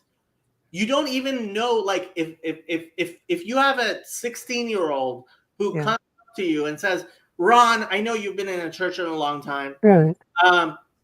Can Black people be Christians?" If you came up to me with an honest, I could answer you. Then I would go down that road. Like when I've seen kids in youth ministry, youth jail, they would ask them off the wall stuff. If it was in good faith, fine. Then let's go down that road. Like these people actually believe this. Well, okay, so then on the and Corey Miller has like, he has verses, and he has like. Is he a racist? Yes. Oh, well. Oh, okay. Now, all right. I'm sorry. I should have picked up on that earlier. People are racists. Yes. Okay. Yeah. Fine. And this is racism. Is like this is something that is infecting the circles in which James White is operating. Are we talking about un Reich, un Volk, un People? Yeah. Un Führer? I mean, Ron, so That it's is funny. The first time I really interacted with Paul Vanderklay was around the Poway shooting. So this was in Poway, which is near San Diego. Okay. There was an Orthodox Presbyterian church member who went to a Chabad house and murdered one of the congregants. And it was a miracle that he didn't murder more. He had a manifesto which was as Orthodox Presbyterian as you could get. Like, his manifesto, it's been wiped off. Was he on antidepressants? No. And I'm not trying to be sarcastic. No, he wasn't. Okay. All right. Like, everybody was shocked. This is an inevitability when identity gets too materialistic, right? Whatever it is, a lot of Calvinist preachers went through that manifesto and they were like, "Oh my God, this guy is actually, like, he's laying out Christian beliefs left and right correctly." Yeah, but I mean, that's easy. Yeah, right. Fine, but and then correct to whom? Okay, but you have to be able to answer these types of ideas. And the fact is, a lot of people are like, why do we even have to talk about this?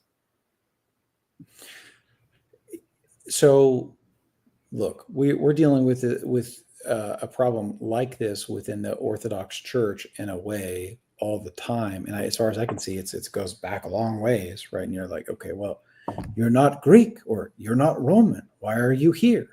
Right? You're not Romanian.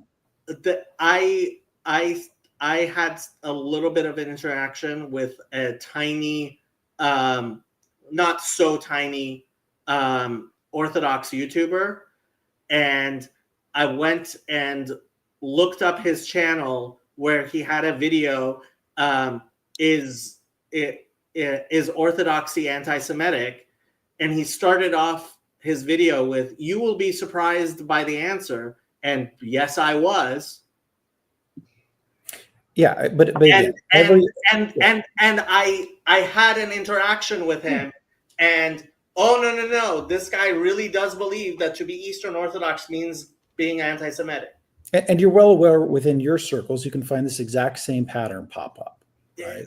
Yes. So, yeah. But So the problem is, something I mean, you this is have why Peterson's work is so important, because Yeah. it's about resentment. It's the spirit of Cain problem. I hear you. Okay. But that's why Jordan Peterson's work is important, and too many people don't realize that. Yes. People are making fun of James Lindsay talking about the woke right. The woke right is a huge problem we have to deal with. Well, he's a Knoxville guy, and those Appalachian folks can be a little weird sometimes. If you say so. Okay, 10 more minutes, and then I'm going to put an end to this because I have to get back to work. And Is there any happy ending to any of this? Of course. It is the very beginning that I started with. Kol Rahmana Avid Latav Avid. Everything that the merciful has done, he has done for the good. Gamzu Latova. This also is for the good. Like, ultimately, it is God who decides how the world, God runs the world. The real God, not the God that Paul of Tarsus thinks runs the world. You know what? When I first met Jacob, dude, he sucker punched me, and but I realized that's his love language. It's like it was so. But now I'm like, someday, Jacob, I would like to meet you face to face and hang out. This would. I would too. Well, Jacob's right about Saul. I'm listening. No, let's go. Oh no. Oh what? Hey, no. Am I wrong? Does Paul of Tarsus not say that Satan is the god of this world? Yes, he does. You have Father Stephen's book, and you can ignore it all you want. I not only have Father Stephen's book, I have 2 copies of Father Stephen's book because I bought one as a gift for somebody. But actually, let's see how Father Stephen translates. Where is that from? Satan is the god of this world. That is 2 Corinthians 4:4. Okay. Now we got to dig it up exactly where it's at. So to the Corinthians. Did you find hear it first? Give me a page number. That can has just, ladies and gentlemen, the can has just been opened. I mean, we can't end without talking about Father Stephen's love of Paul of Tarsus. For those who don't know, does he split it up into 2 Corinthians, or is it just one? Yeah, another epistle to the Corinthians. Yeah. Did you find the page? Not yet.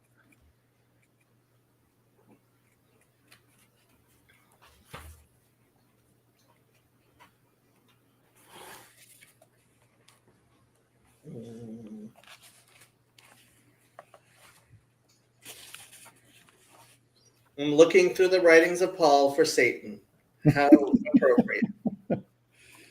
He might not use that word. He could use adversary. He could go a couple different directions with it. He could.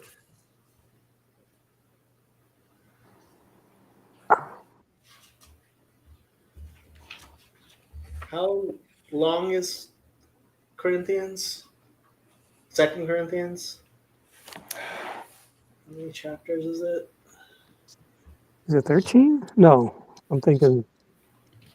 Never mind. 2 Corinthians has 13 chapters. Yeah, you're correct. Oh, so I was thinking it's the chapter of love. Is that? I can't look anything up right now. I'm on my phone. So it must be pretty early. Okay, you're talking about 2 Corinthians 11, 14, 15? No, I'm talking about 2 Corinthians 4:4. 4:4, okay. All right. Yeah. The God of this age has blinded the minds of unbelievers so that they cannot see the light of the gospel that displays the glory of Christ, who is the image of God. And 4. And Jacob says, no.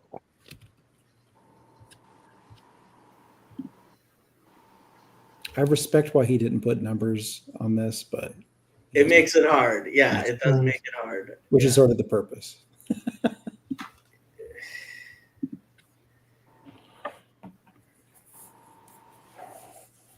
I mean, some of the translations, I'm looking at the various translations. The New Living Translation says Satan, who is the god of this world. That's the only one I'm seeing that actually says Satan is the god of this world.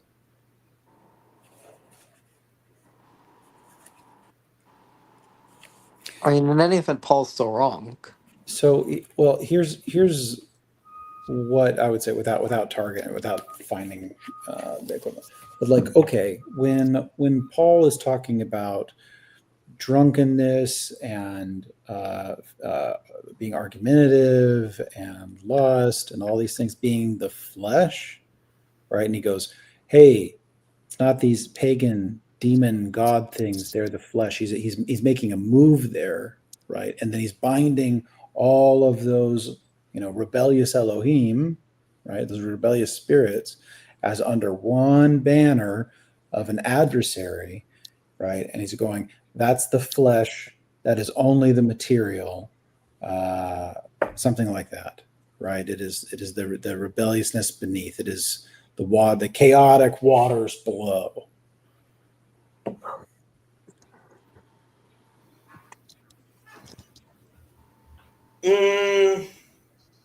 I still think he puts too much. He puts not enough faith in God. That's right. We're going to soften you up to Daniel Boyarin's perspective one of these days. Quite unlikely. When it comes down to it, it is very rare for me to get my theology from from a man who has earrings. Yeah, that's fair, man. That's fair. That's totally fair. Sometimes it takes the fool. That's why I'm here. Jacob, you should shut this thing down. I should. I wanted to find this translation though. Oh well. Okay. Well, I like how we extended this. It was a good conversation. Okay, gentlemen. We are going to end with our normal goodbye, which is goodbye.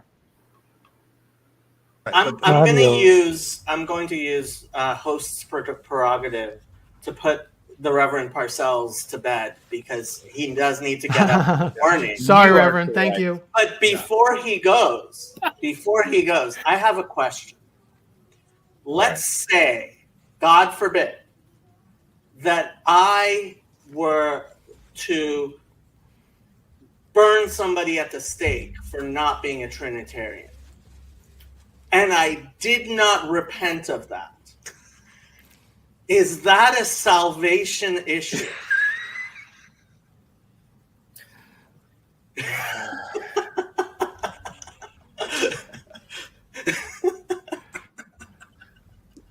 Sometimes Jacob takes that devil's advocate thing too far. There a proverb that says something like, don't answer a fool according to his folly.